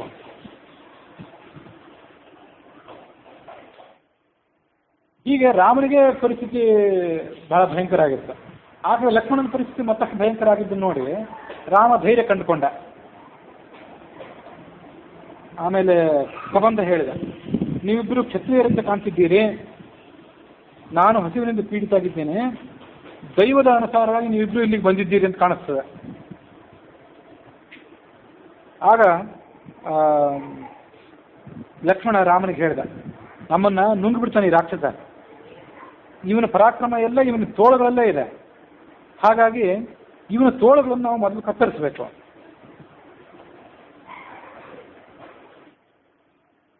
ಯಾವ ಪ್ರಾಣಿಗಳು ಇನ್ನೊಬ್ರಿಗೂ ಅಪಕಾರ ಮಾಡೋದಿಲ್ಲ, ಸಾಧು ಪ್ರಾಣಿಗಳಿರ್ತವೆ, ಅಂಥ ಪ್ರಾಣಿಗಳನ್ನು ಕ್ಷತ್ರಿಯರಾದವ್ರು ಹಿಂಸೆ ಮಾಡಬಾರ್ದು. ಆದರೆ ದುಷ್ಟ ಪ್ರಾಣಿಗಳನ್ನ, ಹಿಂಸೆ ಪ್ರಾಣಿಗಳನ್ನ ನಾಶ ಮಾಡೋದು ಅದು ತಪ್ಪೇನಲ್ಲ ಕ್ಷತ್ರಿಯನಿಗೆ. ಮತ್ತು ಯಜ್ಞದಲ್ಲಿ ಪಶುಗಳನ್ನು ಕೊಲ್ಲೋದು ಕೂಡ ಏನು ತಪ್ಪಲ್ಲ. ನಿಶ್ಚೇಷ್ಟಾನ ವಧಃ ರಾಜನ್ ಕುತ್ಸಿತ ಜಗತೀಪತೆ. ನಿಶ್ಚೇಷ್ಟವಾಗಿ ಸಾಧು ಪ್ರಾಣಿಗಳು ಕೊಲ್ಲೋದು ತಪ್ಪು. ಆದರೆ ಕತು ಮಧ್ಯ ಉಪನೀತಾನ ಪಶೂನಾಮಿವ ರಾಘವ, ಕ್ರೂರ ಪ್ರಾಣಿಗಳನ್ನು ಕೊಲ್ಲಿಕ್ಕೆ ತೊಂದರೆ ಇಲ್ಲ. ಹಾಗಾಗಿ ಇವನು ನಮ್ಗೆ ಅಪಕಾರಿ ಆದ್ರಿಂದ ಕೊಂದು ಬಿಡೋಣ ಇವನ್ನ. ಬಾಯಿಯನ್ನು ಅಗಲ ಮಾಡಿ ಅವರಿಬ್ಬರನ್ನ ತನ್ನ ಬಾಯಿ ಕಡೆ ಎಳ್ಕೊಳ್ಳಿಕ್ಕೆ ಪ್ರಯತ್ನ ಪಟ್ಟ ಅವನು. ಅವರಿಬ್ಬರು ಹೆಗಲಿನ ಕಡೆ ಸರಿಯಾಗಿ ಅವನ ಭುಜದ ಕಡೆ ಖಡ್ಡ ಬೀಸಿ ಅವನು ಕೊಂದು ಹಾಕಿಬಿಟ್ರು. ರಾಕ್ಷಸನ ಬಲತೋಳನ್ನ ರಾಮ ಕತ್ತರಿಸಿದ, ಅವನ ಎಡತೋಳನ್ನು ಲಕ್ಷ್ಮಣ ಕತ್ತರಿಸಿದ. ಎರಡೂ ಕೈಗಳು ಕತ್ತರಿಸಿ ಹೋದ್ಮೇಲೆ ಜೋರಾಗಿ ಗರ್ಜನೆ ಮಾಡ್ತಾ ಆತ ನೆಲಕ್ಕೆ ಬಿದ್ದ.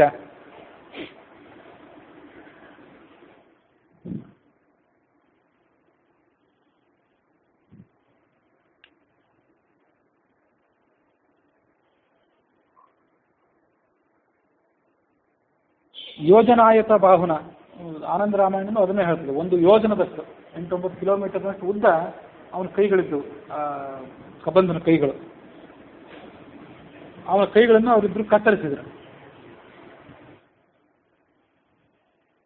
ಕೆಳಗೆ ಬಿದ್ದ ಕೂಡಲೇ ಅವರಿಬ್ರನ್ನು ಕೇಳಿದ, ನೀವಿಬ್ರು ಯಾರು? ಅವಾಗ ಲಕ್ಷ್ಮಣ ರಾಮನ ಪರಿಚಯವನ್ನು ರಾಕ್ಷಸನಿಗೆ ಮಾಡಿಕೊಟ್ಟ. ಇವನು ಇಕ್ಷ್ವಾಕು ವಂಶದವನು, ರಾಮ ಅಂತ ಇವನಿಗೆ ಹೆಸರು, ಎಲ್ಲ ಕಡೆ ಪ್ರಸಿದ್ಧನಾದವನು. ನಾನು ಅವನು ತಮ್ಮ ಲಕ್ಷ್ಮಣ ಅಂತ. ಚಿಕ್ಕ ತಾಯಿಯ ಕಾರಣದಿಂದಾಗಿ ಇವನು ರಾಜ್ಯಾಭಿಷೇಕ ನಿಂತು ಹೋಯ್ತು. ಎಲ್ಲ ಹೇಳಬೇಕಾಗಿರ್ಲಿಲ್ಲ, ಹೇಳೋದು ಮನುಷ್ಯನ ಸ್ವಭಾವ. ನನಗೆ ಹೀಗಾಯ್ತು ಅಂತ ಮನುಷ್ಯನ ಗೋಳೆ ಮುಗಿಯೋದಿಲ್ಲ, ಸಂಕೇತ ಇವೆಲ್ಲ ಅಷ್ಟೇ. ಯಾಕೆ ಇದನ್ನೆಲ್ಲ ಲಕ್ಷ್ಮಣ ಹೇಳಬೇಕು, ರಾಮ ಇಷ್ಟೆಲ್ಲ ಯಾಕೆ ಗೋಳಾಡಬೇಕು ಅಂತ ಅನಿಸ್ತೇವೆ. ಅವ್ರು ಗೋಳಾಡಿಲ್ಲ, ನಾವು ಗೋಳಾಡಿದ್ದು ಸಂಕೇತ ಅಷ್ಟೇ. ವಾಲ್ಮೀಕಿ ಅಷ್ಟೆಲ್ಲ ಅದನ್ನು ವಿಸ್ತಾರವಾಗಿ ವರ್ಣನೆ ಮಾಡಿದ್ರೆ ಅಷ್ಟೇ. ನಮ್ಮ ಇವನು ಪತ್ನಿಯನ್ನು ಬೇರೆ ಅವನೊಬ್ಬ ರಾಕ್ಷಸ ಅಪಹಾರ ಮಾಡಿಬಿಟ್ಟ. ಅವಳನ್ನು ಹುಡುಕಾಡ್ತಾ ನಾವು ಇಲ್ಲಿಗೆ ಬಂದಿದ್ದೇವೆ. ನೀನು ಯಾರು? ಯಾಕೆ ಈ ಅರಣ್ಯದಲ್ಲಿ ತೆವಳ್ಕೊಂಡು ಹೋಗ್ತಾ ಇದ್ದೆ? ಹೇಗೆ ವಿಚಿತ್ರವಾಗಿ ಸಂಚಾರ ಮಾಡ್ತಿದ್ದೆ? ಆಗ ಅವನೇನಂದ, ಲಕ್ಷ್ಮಣನ ಮಾತಿಗೆ ಸಂಭ್ರಮದಿಂದ ಉತ್ತರ ಕೊಟ್ಟಂತೆ ರಾಕ್ಷಸ. ನರಶ್ರೇಷ್ಠರೇ, ನೀವಿಬ್ರು ಪುರುಷೋತ್ತಮರು, ನಿಮಗೆ ಸ್ವಾಗತ. ನನ್ನ ಭಾಗ್ಯ ಇದೆ, ನೀವಿಬ್ಬರು ನನಗೆ ಭೇಟಿಯಾಗಿದ್ದೀರಿ, ನನ್ನ ತೋಳವನ್ನು ಕತ್ತರಿಸಿದ್ದೀರಿ. ನನಗೆ ಸುಂದರ ರೂಪ ಇತ್ತು ಹಿಂದೆ. ಆ ಸುಂದರ ರೂಪ ಹೋಗಿ ಈ ವಿಕಾರವಾದಂಥ ರೂಪ ಯಾಕೆ ಬಂತು ಅನ್ನೋದು ನಿಮಗೆ ಹೇಳ್ತೇನೆ, ಕೇಳಿ ಅಂದ. ಕಬಂಧ ತನ್ನ ಆತ್ಮಕಥೆಯನ್ನು ಹೇಳಿದ. ಸೂರ್ಯಚಂದ್ರರಂತೆ ನನ್ನ ಶರೀರ ತೇಜೋಮಯವಾದದ್ದಾಗಿತ್ತು. ಅಷ್ಟೆಲ್ಲ ರೂಪ ಇದ್ರೂ ಕೂಡ ನನಗೆ ಒಂದು ವಿಚಿತ್ರವಾದ ಸ್ವಭಾವ. ಈ ಸುಂದರವಾದ ರೂಪವನ್ನು ಬಿಟ್ಟು ಭಯಂಕರವಾದ ರೂಪವನ್ನು ತಾಳ್ಕೊಂಡು ಋಷಿ ಮುನಿಗಳಿಗೆ ಹೆದರಿಸೋದು. ಈಗ ಯಾರನ್ನೂ ಕೊಲ್ತಿರ್ಲಿಲ್ಲ, ಸುಮ್ಮನೆ ಹೆದರಿಸೋದು, ಅವ್ರಿಗೆ ಉಪಟಳ ಕೊಡೋದು ಇಷ್ಟೇ, ತೊಂದರೆ ಕೊಡ್ತಿದ್ದ. ಸ್ಥೂಲ ಶಿರಸ್ಸಂತ ಒಬ್ಬ ಋಷಿ ಗಡ್ಡೆ ಗೆಣಸುಗಳನ್ನೆಲ್ಲ ಸಂಗ್ರಹ ಮಾಡ್ತಿದ್ದ. ಈ ಘೋರ ರೂಪದಿಂದ ಅವನ ಕಡೆ ಹೋಗಿ ಅವನನ್ನು ಹೆದರಿಸಿದ. ಕೋಪ ಬಂತು ಅವನಿಗೆ.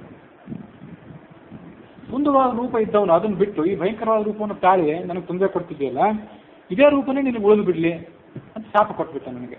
ಅದರ ಪರಿಣಾಮ ಹೀಗಾಯ್ತು. ನನಗೆ ಪಶ್ಚಾತ್ತಾಪ ಆಯಿತು. ಋಷಿಯನ್ನು ಕೇಳಿದೆ, ಒಂದೊಂದು ಪರಿಹಾರ ತೋರಿಸಿಬಿಡಿ, ಶಾಪ ಅಂತ ಕೊಟ್ಟಿದ್ದೀರಿ, ಪರಿಹಾರ ತೋರಿಸಿ ಅಂತ. ಆವಾಗ ಅವನು ಹೇಳಿದ, ರಾಮ ಮುಂದೊಂದು ದಿವಸ ಇಲ್ಲಿಗೆ ಬರ್ತಾನೆ, ನಿನ್ನ ಎರಡೂ ಭುಜಗಳನ್ನು ಕತ್ತರಿಸ್ತಾನೆ, ನಿರ್ಜನವಾದಂಥ ಅರಣ್ಯ ಪ್ರದೇಶದಲ್ಲಿ ನಿನ್ನ ಶರೀರವನ್ನು ಸುಡ್ತಾನೆ, ಆವಾಗ ನೀನು ಸುಂದರವಾದ ರೂಪವನ್ನು ತಾಳ್ತಿ ಅಂತ ಆ ಋಷಿ ನನಗೆ ಹೇಳಿದ್ದ. ನಾನು ಧನುವಿನ ಮಗ.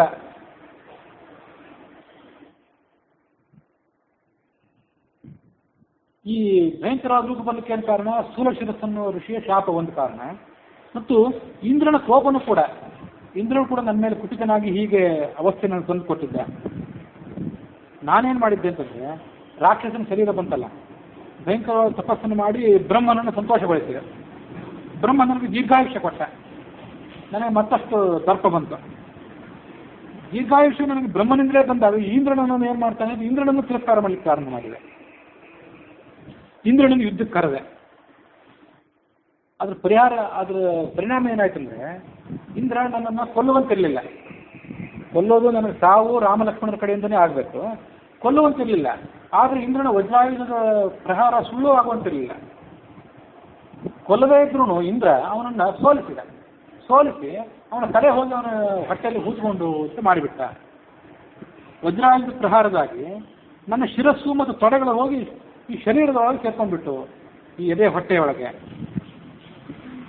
ಇನ್ನೇನು ಕೊಂದೇ ಬಿಡ್ತಿದ್ದೇನೋ, ನಾನು ಬಹಳ ಬೇಡ್ಕೊಂಡೆ, ಪಿತಾಮಹ ನಿನಗೆ ಕೊಟ್ಟಂಥ ದೀರ್ಘಾಯುಷ್ಯ ಸತ್ಯವಾಗಿ ಉಳಿಲಿ, ಸಾಯಿದೆ ಹೀಗೆ ಬದುಕು ಅಂತ ನಾನು ಬಿಟ್ಟ ಇಂದ್ರನನ್ನು ಕೇಳ್ಕೊಂಡೆ. ನನಗೀಗ ತಲೆ ಇಲ್ಲ, ಕಾಲಿಲ್ಲ, ನಿಮ್ಗೆ ಆಹಾರ ಏನು ಅಂತ ಕೇಳ್ಕೊಂಡೆ ಇಂದ್ರನನ್ನು. ಸಂಚಾರ ಮಾಡಲಿಕ್ಕೆ ಅವಕಾಶ ಇಲ್ಲದೆ ಇದ್ದಾಗ ಆಹಾರ ತಗೊಳ್ಳೋದು ಹೇಗೆ, ನಾನು ದೀರ್ಘಕಾಲ ಬದುಕಬೇಕಾದ್ರೂ ಹೇಗೆ, ಬ್ರಹ್ಮನ ಆಯುಷ್ಯ ಸತ್ಯ ಆಗೋದಾದ್ರೂ ಹೇಗೆ ಅಂತ ಕೇಳ್ಕೊಂಡೆ ಇಂದ್ರನನ್ನೇ. ಆಗ ಇಂದ್ರ ಏನಂದ, ನನಗೆ ಒಂದು ಯೋಜನೆ ಉದ್ದದಷ್ಟು ದೀರ್ಘವಾದ ತೋಳಗಳನ್ನು ಅನುಗ್ರಹಿಸಿದ. ಈ ಹೊಟ್ಟೆನೂ ಮುಖದಲ್ಲೇ ಇರುವಂತೆ, ಮುಖನೂ ಕೂಡ ಹೊಟ್ಟೆಯಲ್ಲೇ ಇರುವಂತೆ ನನಗೆ ಅವಕಾಶ ಮಾಡಿಕೊಟ್ಟ. ಭಯಂಕರವಾದಂಥ ಕೋರೆ ಹಲ್ಲುಗಳು ಎಲ್ಲ ಅಲ್ಲೇ ವ್ಯವಸ್ಥೆ. ಈ ಭುಜಗಳ ಸಹಾಯದಿಂದಲೇ ಕಾಡಿನಲ್ಲಿ ಓಡಾಡ್ತೀನಿ ನಾನು, ನನಗೆ ಕಾಲು ಬೇಕಾಗಿಲ್ಲ. ಸಿಂಹ, ಆನೆ, ಹುಲಿ ಎಂಥ ದೊಡ್ಡ ಪ್ರಾಣಿಗಳಾದ್ರೂ ನಾವು ಅವನು ತಿಂತೇವೆ. ಇಂದ್ರನೇ ನನಗೆ ನಿಜ ಸ್ವರೂಪ ಯಾವಾಗ ಬರ್ತದೆ, ಶಾಪ ಯಾವಾಗ ಪರಿಹಾರ ಆಗ್ತದೆ ಅನ್ನೋದನ್ನು ಸೂಚನೆ ಮಾಡಿದ್ದ. ಆ ಋಷಿನೂ ಸೂಚನೆ ಮಾಡಿದ್ದ, ಇವನೂ ಸೂಚನೆ ಮಾಡಿದ್ದ. ಲಕ್ಷ್ಮಣ ಸಮೇತನಾಗಿ ರಾಮನನ್ನು 2 ತೋಳರನ್ನು ಯಾವಾಗ ಕತ್ತರಿಸ್ತಾನೋ ಆಗ ನನಗೆ ಶಾಪ ವಿಮೋಚನೆ ಅಂತ ಹೇಳಿದ್ದ. ನನಗೆ ಯಾವ್ಯಾವ ಪ್ರಾಣಿಗಳನ್ನು ಹಿಡಿಬೇಕು ಅಂತ ಅನಿಸ್ತದೋ ಅದನ್ನೆಲ್ಲರೂ ಹಿಡಿದು ಬಿಡುವಂಥ ಶಕ್ತಿ ಇದೆ ನನಗೆ. ಮತ್ತು ನನಗೆ ಗೊತ್ತಿತ್ತು ರಾಮ ಒಂದಲ್ಲ ಒಂದು ದಿವಸ ಬರ್ತಾನೆ, ಅವನನ್ನು ನಾನು ಹಿಡಿತೇನೆ ಅಂತ ಗೊತ್ತಿತ್ತು. ಅದಕ್ಕಾಗಿ ನಾನು ಯಾವತ್ತೂ ಪ್ರಯತ್ನಶೀಲನಾಗಿದ್ದೆ. ನೀನು ಬಂದಿದ್ದಿ, ನಾನು ಬೇರೆ ಯಾರಿಗೂ ಮಣಿಯುವವನಲ್ಲ. ರಾಮನ ಬಾಹುಗಳನ್ನು ಕತ್ತರಿಸಬೇಕು ಅಂತ ಋಷಿಯು ಕೂಡ ಹೇಳಿದ್ದ. ನನಗೆ ನೀವಿಬ್ಬರು ಸೇರಿ ದಹನ ಸಂಸ್ಕಾರ ಮಾಡಿರಿ, ನಾನು ನಿಮ್ಗೆ ಕೆಲವು ಹಿತವಚನಗಳನ್ನು ಹೇಳ್ಕೊಡ್ತೀನಿ ಮತ್ತು ನಿಮಗೆ ಒಳ್ಳೆಯ ಒಬ್ಬ ಮಿತ್ರನನ್ನು ತೋರಿಸ್ಕೊಡ್ತೀನಿ ಅಂತ. ಅವನು ನಿಮ್ಗೆ ಕೆಲಸ ಆಗ್ತದೆ.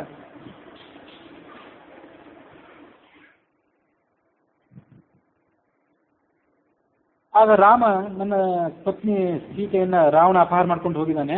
ಅವನು ಎಲ್ಲಿದ್ದಾನೆ ಅಂತ ಗೊತ್ತಿಲ್ಲ, ಹೇಗಿದ್ದಾನೆ ಅಂತ ಗೊತ್ತಿಲ್ಲ. ಆಯಿತು, ನಮಗೊಂದು ಸರಿಯಾದಂಥ ದಾರಿ ತೋರಿಸು ನೀನು, ನಿನಗೆ ನಾವಿಬ್ಬರು ಸೇರಿ ಒಂದು ಸಂಸ್ಕಾರ ಮಾಡ್ತೇವೆ ಅಂದ ರಾಮ. ಆಗ ನನಗೆ ಈಗ ದಿವ್ಯ ಜ್ಞಾನ ಇಲ್ಲ, ನಾನು ಈಗ ಸದ್ಯ ರಾಕ್ಷಸನ ಜನ್ಮದಲ್ಲಿದ್ದೇನೆ, ಮೊದಲು ನಾನು ಸಂಸ್ಕಾರ ಮಾಡೋ, ದಿವ್ಯ ರೂಪ ಬಂತಂದ್ರೆ ನಾನು ನಿಮಗೆಲ್ಲ ಹೇಳ್ತೇನೆ ಅಂದ. ದಿವ್ಯಮಸ್ತಿ ನಮೇ ಜ್ಞಾನಂ ನ ಅಭಿಜಾನಾಮಿ ಮೈಥಿಲಿ. ಸೀತೆ ಎಲ್ಲಿದ್ದಾಳೆ ಏನೋ ಅಷ್ಟೆಲ್ಲ ಸ್ಪಷ್ಟವಾಗಿ ನಮ್ಗೆ ಗೊತ್ತಾಗೋದಿಲ್ಲ. ಈಗ ಯಸ್ತಾಂ ಜ್ಞಾಸ್ತಿ ತಮ್ಮ ವಕ್ಷೆ ದಗ್ಧ ಸ್ವಂ ರೂಪ ಮಾಸ್ತಿತ. ಈ ಶರೀರ ಸುತ್ತ ಹೋಗಿ ಒಳ್ಳೆಯ ರೂಪ ಬರಲಿ, ನಾನು ನಿಮಗೆಲ್ಲ ಹೇಳ್ತೀನಿ ಅಂದ.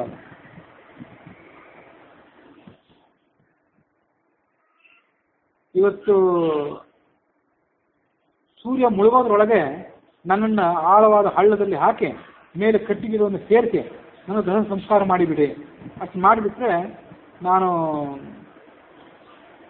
ರಾವಣನ ಸಮಾಚಾರ ಎಲ್ಲ ಪೂರ್ಣವಾಗಿ ಗೊತ್ತಿದ್ದ ಒಬ್ಬ ಮನುಷ್ಯನನ್ನು ನಿನಗೆ ಸೂಚನೆ ಮಾಡಿಕೊಡ್ತೇನೆ. ಅವನು ಆ ಮನುಷ್ಯ ಎಂಥವನು ಅಂದರೆ ಈ 3 ಲೋಕದಲ್ಲಿ ಅವನಿಗೆ ಗೊತ್ತಿಲ್ಲದೆ ಇರುವಂಥ ಜಾಗವೇ ಇಲ್ಲ. ಸುಗ್ರೀವಂತ ಹೇಳ್ತಾನೆ ರಾಕ್ಷಸ, ಎಲ್ಲ ಗೊತ್ತು ಅವನಿಗೆ, ಎಲ್ಲ ಕಡೆ ಸಂಚಾರ ಮಾಡಿದ್ದಾನೆ. ಕಾರಣಾಂತರದಿಂದ ಈ ಹಿಂದೆ ಇಡೀ ಲೋಕವನ್ನೆಲ್ಲ ಸಂಚಾರ ಮಾಡಿದವನು, ವಾಲಿ ಜೊತೆ ಎಲ್ಲರೂ ಸಂಚಾರ ಮಾಡಿದ್ದಿರಬೇಕು. ಹಾಗಾಗಿ ಅವನ ಪರಿಚಯ ನಿನಗೆ ಮಾಡಿಕೊಟ್ರೆ ಅದ್ರ ಮೂಲಕವಾಗಿ ನೀನು ಕಾರ್ಯ ಸಾಧನೆ ಮಾಡ್ಕೊಳ್ಬಹುದು. ಹಾಗೆ ಅವನ ಪರಿಚಯ ಮಾಡ್ತೀನಿ, ಮೊದಲು ಸಂಸ್ಕಾರ ಮಾಡುವಂತ. ರಾಮ ಲಕ್ಷ್ಮಣರಿಬ್ಬರು ಪರ್ವತದ ಗುಹೆ ಒಂದರಲ್ಲಿ ಚಿತೆಯನ್ನು ಸಿದ್ಧಗೊಳಿಸಿದರು. ಮೊದಲು ಆ ಶರೀರವನ್ನು ಅಲ್ಲಿಟ್ಟರು, ಆಮೇಲೆ ಅದಕ್ಕೆ ಬೆಂಕಿ ಮುಟ್ಟಿಸಿದ್ರು. ಆ ಶರೀರ ಎಲ್ಲ ಪೂರ್ಣವಾಗಿ ಸುಟ್ಟು ಹೋಯಿತು. ದಿವ್ಯ ರೂಪವನ್ನು ತಾಳಿ ಆತ ಮೇಲೆದ್ದು ಬಂದ. ದಿವ್ಯವಾದಂಥ ಪೀತಾಂಬರ, ಹೂವಿನ ಹಾರ, ಬೆಳಗುವಂಥ ಕಾಂತಿ, ನಾನಾ ಥರದ ಆಭರಣಗಳು. ವಿಮಾನದಲ್ಲಿ ಕೂತ್ಕೊಂಡಂಥವನು ಸದ್ಗತಿಗೆ ತಲುಪಿಸಲಿಕ್ಕೆ ಅವನಿಗೆ ಸ್ವರ್ಗಲೋಕ ಕರ್ಕೊಂಡು ಹೋಗಿ ವಿಮಾನವೇ ಬಂದಿತ್ತು. ಆ ವಿಮಾನದಲ್ಲಿ ಕೂತ್ಕೊಂಡು ಅಲ್ಲಿಂದಲೇ ಹೇಳಿದ, ಸೀತೆಯನ್ನು ಹೇಗೆ ಪಡ್ಕೋಬೇಕು ಅನ್ನೋದನ್ನು ಹೇಳ್ತೇನೆ ಕೇಳು. ಸಂಧಿ, ವಿಗ್ರಹ, ಯಾನ, ಆಸನ, ದ್ವೈರಿ ಭಾವ ಅಂತ ಹೀಗೆಲ್ಲ ನಾನಾ ಥರದ ಉಪಾಯಗಳಿವೆ ರಾಜರಿಗೆ. ಅದನ್ನೆಲ್ಲ ಒಂದಾದ್ಮೇಲೆ ಒಂದು ಅನುಸರಣೆ ಮಾಡಿ ಯಾವುದು ಸೂಕ್ತ ಅಂತ ಕಂಡು ಬಂದರೆ ಆ ಮೂಲಕವಾಗಿ ಕಾರ್ಯಸಿದ್ಧಿ ಮಾಡ್ಕೊಳ್ಬೇಕು. ನೀನು ಇವತ್ತು ಲಕ್ಷ್ಮಣನ ಜೊತೆ ಸೇರಿಕೊಂಡು ಕೆಟ್ಟ ಪರಿಸ್ಥಿತಿಗೆ ತಲುಪಿದ್ದೆ. ಇದು ನಿನಗೆ ಸಂಕಟದ ಪರಿಸ್ಥಿತಿ ಬಂದೊದಗಿದೆ, ನಿನಗೊಬ್ಬ ಸ್ನೇಹಿತ ಬೇಕಿವತ್ತು. ಅದು ರಾಜರು ಕೈಗೊಳ್ಳಬಹುದಾದಂಥ ಅನೇಕ ಉಪಾಯಗಳಲ್ಲಿ ಒಂದು. ಇಲ್ಲದೇ ಇದ್ರೆ ನೀನು ಎಷ್ಟು ಪ್ರಯತ್ನ ಮಾಡಿದ್ರು ನಿನ್ನ ಕಾರ್ಯಸಿದ್ಧ ಆಗೋದಿಲ್ಲ ಅಂತ ನಾವು. ಯಾರು ಅಂದ್ರೆ, ಪಂಪಾ ಸರೋವರದ ಪರಿಸರದಲ್ಲಿ ಋಷ್ಯಮೂಕ ಅಂತ ಒಂದು ಪರ್ವತ ಇದೆ.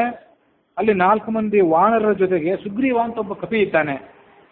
ಇಂದ್ರನ ಮಗ ವಾಲಿ ಅವನ ಅಣ್ಣ. ಈ ಸುಗ್ರೀವ ಸೂರ್ಯನ ಪುತ್ರ. ಕಾರಣಾಂತರದಿಂದ ವಾಲಿ ಕುಪಿತ ಆಗಿ ಸುಗ್ರೀವನ ರಾಜ್ಯಪೃಷ್ಠನನ್ನಾಗಿ ಮಾಡಿದ್ದಾನೆ.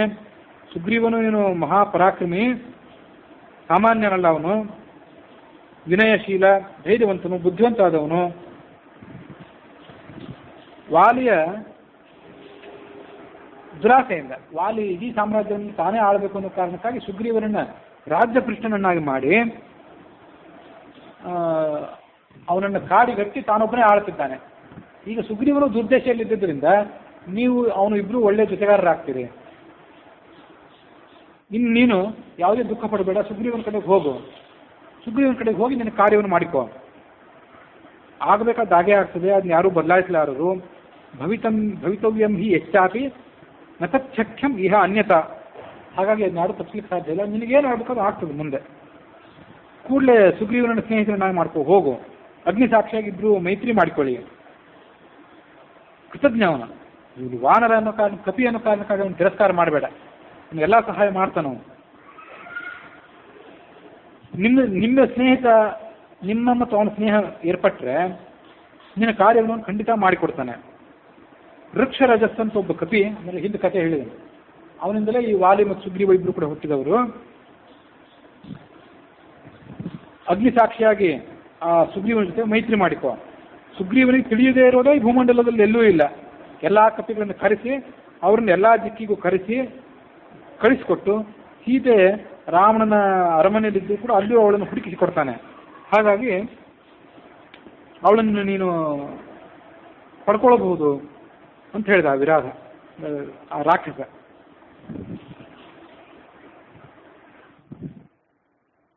ಅಲ್ಲೊಂದು ದೂರದಲ್ಲೊಂದು ದಾರಿ ಕಾಣ್ತಿದೆ ನೋಡು ಅಂತ ಹೇಳಿದ ಕಬಂಧ. ಅಲ್ಲಿ ನೇರಳೆ, ಮಾವು, ಹಲಸು, ಆಲ, ಅರಳಿ ಇಂಥರದ ನಾನಾ ಥರದ ವೃಕ್ಷಗಳಿವೆ.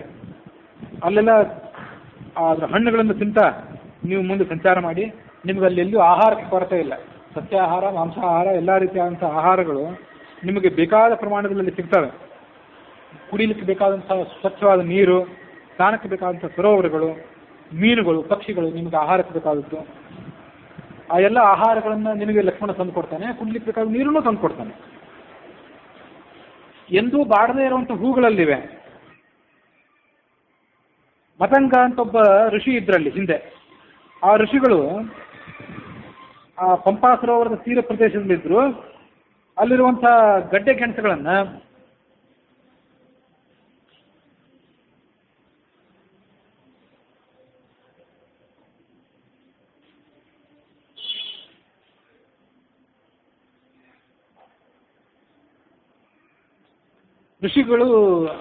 ಋಷಿಗಳಿಗೆ ಬೇಕಾದಂಥ ಗಡ್ಡೆ ಗೆಣಸುಗಳನ್ನು ಶಿಷ್ಯರು ತಂದು ಕೊಡ್ತಾ ಇದ್ರು ದಿವಸವೂ. ಆ ಋಷಿಗಳು ಮಾಡಬೇಕಾದಂಥ ಪೂಜೆ ಮತ್ತು ಅವರ ತಪಶ್ಚರ್ಯ, ಅದಕ್ಕೆ ಶಿಷ್ಯರು ಸಹಾಯ ಮಾಡ್ತಿದ್ರಲ್ಲ. ಶಿಷ್ಯರು ಸಹಾಯ ಮಾಡುವಾಗ ಅವರ ಶರೀರದಿಂದ ಏನು ಬೆವರು ಹೊರಗೆ ಬರ್ತಿತ್ತಲ್ಲ, ಅದರಿಂದ ಹೂವಿನ ಗಿಡಗಳು ಸೃಷ್ಟಿಯಾದವು. ಆ ದಿವ್ಯ ಹೂವಿನ ಗಿಡಗಳೆಲ್ಲ ಅಲ್ಲಿವೆ. ಅದನ್ನು ಯಾವ ಮನುಷ್ಯನು ಕಿತ್ಕೊಳ್ಳಿಕ್ಕೆ ಧೈರ್ಯ ತೋರಿಸೋದಿಲ್ಲ. ಅಂಥ ಪವಿತ್ರವಾದಂಥ ಪ್ರದೇಶ ಅದು. ಅವುಗಳ ದಳಗಳನ್ನು ಉದುರಿ ಹೋಗೋದಿಲ್ಲ. ಅಂಥ ಪವಿತ್ರವಾದ ವನ ಅದು. ಹಾಳಾಗೋದೇ ಇಲ್ಲಂತ ಹೂಗಳು. ಆ ಮತಂಗ ಋಷಿಗಳ ಆಶ್ರಮ ಅಲ್ಲಿದೆ. ಅವರ ಶಿಷ್ಯಳು ಒಬ್ಬಳಿದ್ದಾಳಲ್ಲಿ. ಅವಳು ಶಿಷ್ಯರು ಪರಿಚಾರಕ್ಕೆ, ಶಬರಿ ಅಂತ ಅವಳಿಗೆ ಹೆಸರು. ಅವಳು ಶ್ರಮಣ ವೃತ್ತಿ, ಅವಳು ಸನ್ಯಾಸಿನಿಯಂತೆ ಬದುಕಿದವಳು. ಎಲ್ಲ ಪ್ರಾಣಿಗಳಿಗೂ ಗೌರವ ಪಾತ್ರಳು ಅವಳು. ನಿನ್ನನ್ನು ಭೇಟಿ ಆದ್ಮೇಲೆ ಅರಣ್ಯಕ್ಕೆ ಇನ್ನ ಸದ್ಗತಿ ಪಡಿಬೇಕು ಅಂತ ಕಾಯ್ತಿರ್ತಾಳೆ. ಆದ್ರಿಂದ ನೀನು ಅಲ್ಲಿ ಹೋಗು. ಅಲ್ಲಿ ಸುತ್ತಮುತ್ತಲು ಬೇಕಾದಷ್ಟು ಆನೆಗಳಿವೆ. ಆದರೆ ಯಾವ ಆನೆಯೂ ಈ ಋಷಿಗಳ ಆಶ್ರಮಕ್ಕೆ ಎಂದು ತೊಂದರೆ ಕೊಡುವಂಥದ್ದಲ್ಲ. ಪವಿತ್ರವಾದಂಥ ಆಶ್ರಮ ಅದು, ಅಷ್ಟು ಸುರಕ್ಷಿತವಾದದ್ದು. ಮತಂಗ ಋಷಿಗಳು ಆಶ್ರಮವನ್ನು ತಯಾರು ಮಾಡಿದ್ರಿಂದ ಅದಕ್ಕೆ ಮತಂಗ ಆಶ್ರಮ ಅಥವಾ ಮತಂಗ ವನ ಅಂತ ಹೆಸರು. ನೀನು ಅಲ್ಲಿ ಹೋದರೆ ನಿನ್ನ ದುಃಖವನ್ನೆಲ್ಲ ಮರೀತಿ. ಋಷ್ಯಮೂಕ ಅಂತ ಪರ್ವತ, ಅದು ಹತ್ತೋದು ಕಷ್ಟ. ಮತ್ತು ಹತ್ತೋದು ಕಷ್ಟ ಅಂದರೆ ಭಾಳ ಎತ್ತರ ಇದ್ದಿದ್ದರಿಂದ ಹತ್ತೋದು ಕಷ್ಟ. ನಾನಾ ಥರದ ಆನೆಗಳೆಲ್ಲ ಸಂಚಾರ ಮಾಡೋದ್ರಿಂದ, ಆನೆಗಳು ಮನುಷ್ಯನ ಹಾದಿಯನ್ನು ಅಡ್ಡಗಟ್ಟೋದ್ರಿಂದ ಕೂಡ ಆ ಪರ್ವತವನ್ನು ಏರೋದು ಕಷ್ಟ. ಬ್ರಹ್ಮನೇ ಅದನ್ನು ನಿರ್ಮಾಣ ಮಾಡಿದ್ದ ಹಿಂದೆ, ಪವಿತ್ರವಾದಂಥ ಕ್ಷೇತ್ರ ಕೂಡ ಅದು. ಅದರ ಪಾವಿತ್ರ್ಯ ಎಂಥದ್ದು ಅಂದರೆ, ಆ ಶಿಖರದಲ್ಲಿ ಮಲ್ಕೊಂಡವನು ಆಕಸ್ಮಿಕವಾಗಿ ಯಾರೋ ಹತ್ತಲಿಕ್ಕೆ ಸಾಧ್ಯ ಆಯಿತು, ಅಲ್ಲಿ ಹೋಗಿ ಮಲ್ಕೊಂಡ್ರೆ, ಅಲ್ಲೇನಾದ್ರು ಸ್ವಪ್ನ ಕಂಡ್ರೆ, ಸ್ವಪ್ನದಲ್ಲಿ ಸಂಪತ್ತನ್ನು ಕಂಡ್ರೆ ಎಚ್ಚರಗೊಂಡಾಗ ವಾಸ್ತವಿಕವಾಗಿ ಅವನಿಗೆ ಸಂಪತ್ತು ಇರ್ತದೆ. ಅಲ್ಲಿ ಕಂಡಂಥ ಸ್ವಪ್ನ ಎಂದು ವ್ಯರ್ಥ ಆಗೋದಿಲ್ಲ. ಶಯಾನ ಪುರುಷೋ ರಾಮ ಸತ್ಯ ಶೈಲಸ್ಯ ಮೂರ್ಧನಿ ಯತ್ ಸ್ವಪ್ನೇ ಲಭತೆ ವಿತ್ತಂ ತತ್ ಪ್ರಬುದ್ಧ ಅಧಿಗಚ್ಚತೆ. ನಾವು ಆ ಕಡೆ ಎಲ್ಲ ಸಂಚಾರ ಮಾಡಿದಾಗ ಅದು ಪರ್ವತ ಎಲ್ಲಿದೆ ಅಂತ ಎಲ್ಲ ಸಿಗೋದು ಕಷ್ಟ, ಅಥವಾ ಇರ್ಬೋದೇನೋ, ನನಗೆ ಆ ಕಡೆ ಸಂಚಾರ ಮಾಡಿದ ನೆನಪಿಲ್ಲ. ಹೋದಾಗ ಅದನ್ನೆಲ್ಲ ಇಂಥ ಕ್ಷೇತ್ರಗಳ ಮಹಾತ್ಮೆಯನ್ನೆಲ್ಲ ಈ ಕಾವ್ಯಗಳಿಗೆ ಅನುಸಾರವಾಗಿ ನೆನಪಿಟ್ಕೊಳ್ಬೇಕು. ಪುಣ್ಯಶಾಲಿ ಹೋದರೆ ಅವನಿಗೆ ಸಂಪತ್ತಿರ್ತದೆ. ಪಾಪಿಷ್ಠನಾದವನು, ದುರಾಚಾರಿ ಆದವನು ಅಲ್ಲಿ ಹೋಗಿಬಿಟ್ರೆ ರಾಕ್ಷಸವನ್ನು ಹಿಡಿದು ಖಾಲಿ ಮಾಡಿಬಿಡ್ತಾರೆ. ಅಂಥ ವಿಚಿತ್ರವಾದಂಥ ಪರ್ವತ ಅದು. ಯಾವತ್ತುಗಳು ಆನೆಗಳು ಪರಸ್ಪರ ಕ್ರೀಡೆ ಆಡ್ತಿರ್ತವೆ, ಹಾಗಾಗಿ ಆನೆಗಳು ಗೀಳಿಡುವಂಥ ಶಬ್ದ ಅಲ್ಲಿ ಕೇಳಿ ಬರ್ತಿರ್ತವೆ.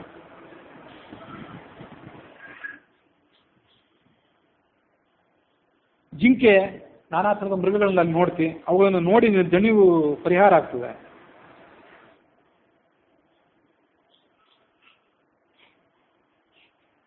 ಆ ಋಷ್ಯಮುಖ ಪರ್ವತದಲ್ಲಿ ಒಂದು ಗುಹೆ ಇದೆ, ಬಹಳ ಸುಂದರವಾದ ಗುಹೆ ಅದು. ಅದರ ಗುಹೆಯ ದ್ವಾರ ಬಂಡೆ ಕಲ್ಲಿಂದ ಮುಚ್ಚಿ ಹೋಗಿದೆ, ಅಲ್ಲಿ ಒಳಗೆ ಪ್ರವೇಶ ಮಾಡೋದು ಬಹಳ ಕಷ್ಟ. ಅಲ್ಲೊಂದು ಆ ಗುಹೆಯ ಪೂರ್ವದ ಕಡೆಗೆ ಒಂದು ಬಾಗಿಲಿದೆ, ಆ ಬಾಗಿಲಿನಿಂದ ಒಳಗೇನಾದ್ರು ಪ್ರವೇಶ ಮಾಡ್ಲಿಕ್ಕೆ ಸಾಧ್ಯ ಆದರೆ ಬಹಳ ಸುಂದರವಾದಂಥ ರಮಣೀಯವಾದ ನಿಸರ್ಗ ಒಳಗೆ ಕಾಣಿಸ್ತದೆ. ಆ ಗುಹೆಯಲ್ಲೇ 4 ವಾರದವರು ಈ ಸುಗ್ರೀವ ಇದ್ದಾನೆ. ಕೆಲವೊಮ್ಮೆ ಅವ್ರ ಗುಹೆಯಿಂದ ಹೊರಗೆ ಬಂದು ಋಷ್ಯಮುಖ ಪರ್ವತದ ಶಿಖರದ ಮೇಲೆ ಆ ಕಡೆ ಈ ಕಡೆ ನೋಡ್ತಾ ಕೂತಿರ್ತಾರೆ ವಿಶ್ರಾಂತಿಗಾಗಿ. ಅಂಥ ಒಂದು ಸಂದರ್ಭದಲ್ಲೇ ಸೀತೆ ರಾವಣನ ಕೈಯಿಂದ ಅಪಹಾರಗೊಂಡು ಹೋಗಿದ್ದನ್ನು ಅವ್ರು ನೋಡಿದ್ರು. ಇಷ್ಟೆಲ್ಲ ವಿಷಯಗಳನ್ನ ಕಬಂಧ ರಾಮಲಕ್ಷ್ಮಣರಿಗೆ ಹೀಗೆ ನಿರ್ದೇಶ ಮಾಡಿದ. ಇಷ್ಟನ್ನೆಲ್ಲ ಹೇಳಿದ ಮೇಲೆ ರಾಮಲಕ್ಷ್ಮಣರು ಅವನಿಗೆ ನೀನು ಹೋಗಿ ಬರಬಹುದು ಅಂತ ಕಳಿಸ್ಕೊಟ್ರು. ಅವರು ಅನುಮತಿಯನ್ನು ಪಡ್ಕೊಂಡು ಆತ ಸ್ವರ್ಗಕ್ಕೆ ಅಭಿಮುಖನಾಗಿ ಹೊರಟು ಹೋಗಿಬಿಟ್ಟ. ಮತ್ತೊಮ್ಮೆ ಹೇಳಿದ, ಸುಗ್ರೀವನ ಕಡೆ ಸ್ನೇಹ ಮಾಡಿಕೋ, ಅದರಿಂದ ನಿನಗೆ ಸದ್ಗತಿ ಆಗ್ತದೆ ಅಂತ ರಾಮನಿಗೆ ಆತ ಎಚ್ಚರಿಸಿದ. ಆನಂದ ರಾಮಾಯಣದ ಪ್ರಕಾರ ಋಷಿ ಹೆಸರು ಅಷ್ಟು ಬದಲಾಗಿದೆ, ಉಳಿದೆಲ್ಲ ಕಥೆ ಹಾಗೇ ಇದೆ. ಅದ್ರಲ್ಲಿ ಅಷ್ಟಾವಕ್ರ ಮುನಿ ಅಂತ ಬರ್ತದೆ ಆನಂದ ರಾಮಾಯಣದ ಪ್ರಕಾರ.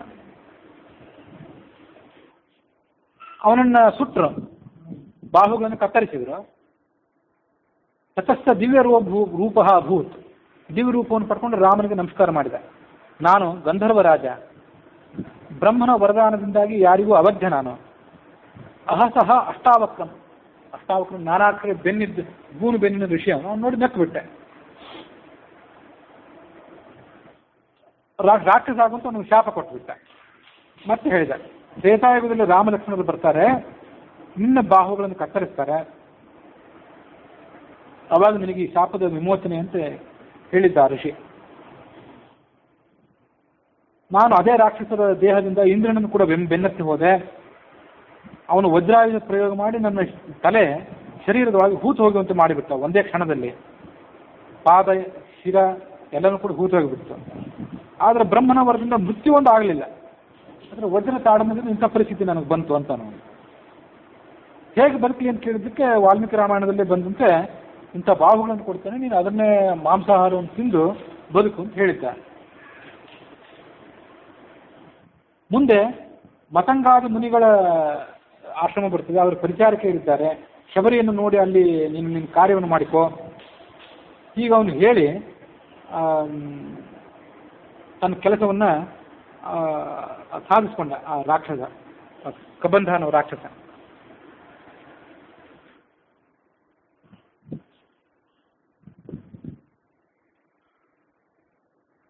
ಬ್ರಹ್ಮನ ವರದಿಂದ ಎಲ್ಲರನ್ನೂ ಗೆಲ್ಲಬಲ್ಲವನಾಗಿದ್ದಂತ ಅವನು ನಿರ್ಣಯಕ್ಕನುಸಾರವಾಗಿ. ಧಾತುರು ವರಾತ್ ಅಖಿಲ ಜಾಯಿನಃ ಉಜ್ಜಿತಸ್ಯ, ಅದು ಇಂದ್ರನ ವಜ್ರಾಯುಧ ಕೊಡತಕ್ಕಾಗಿ ಹೀಗೆ ಆತ ಸಿಲುಕಿಕೊಂಡಿದ್ದ.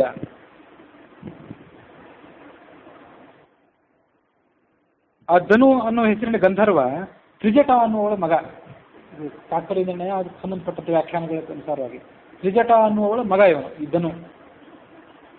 ಅವನ ಮಗನೇ ಈ ಈ ಕಬಂಧ. ಅವನ ಪೂಜೆಯನ್ನು ಸ್ವೀಕಾರ ಮಾಡಿ ಆತ ಅಲ್ಲಿಂದ ಮುಂದೆ ಹೊರಟೋಗ್ಬಿಟ್ಟ. ನಮ್ಮ ಮಗ ಅಂತ ಹೇಳಿದೆ ಸ್ವಲ್ಪ, ಧನುವೇ ಈ ಕಬಂಧ, ಧನುವಿನ ಮಗ ಕಬಂಧ ಅಂತ ಹೇಳಿದೆ, ಅದಲ್ಲ, ಧನುವೇ ಗಂಧರ್ವ.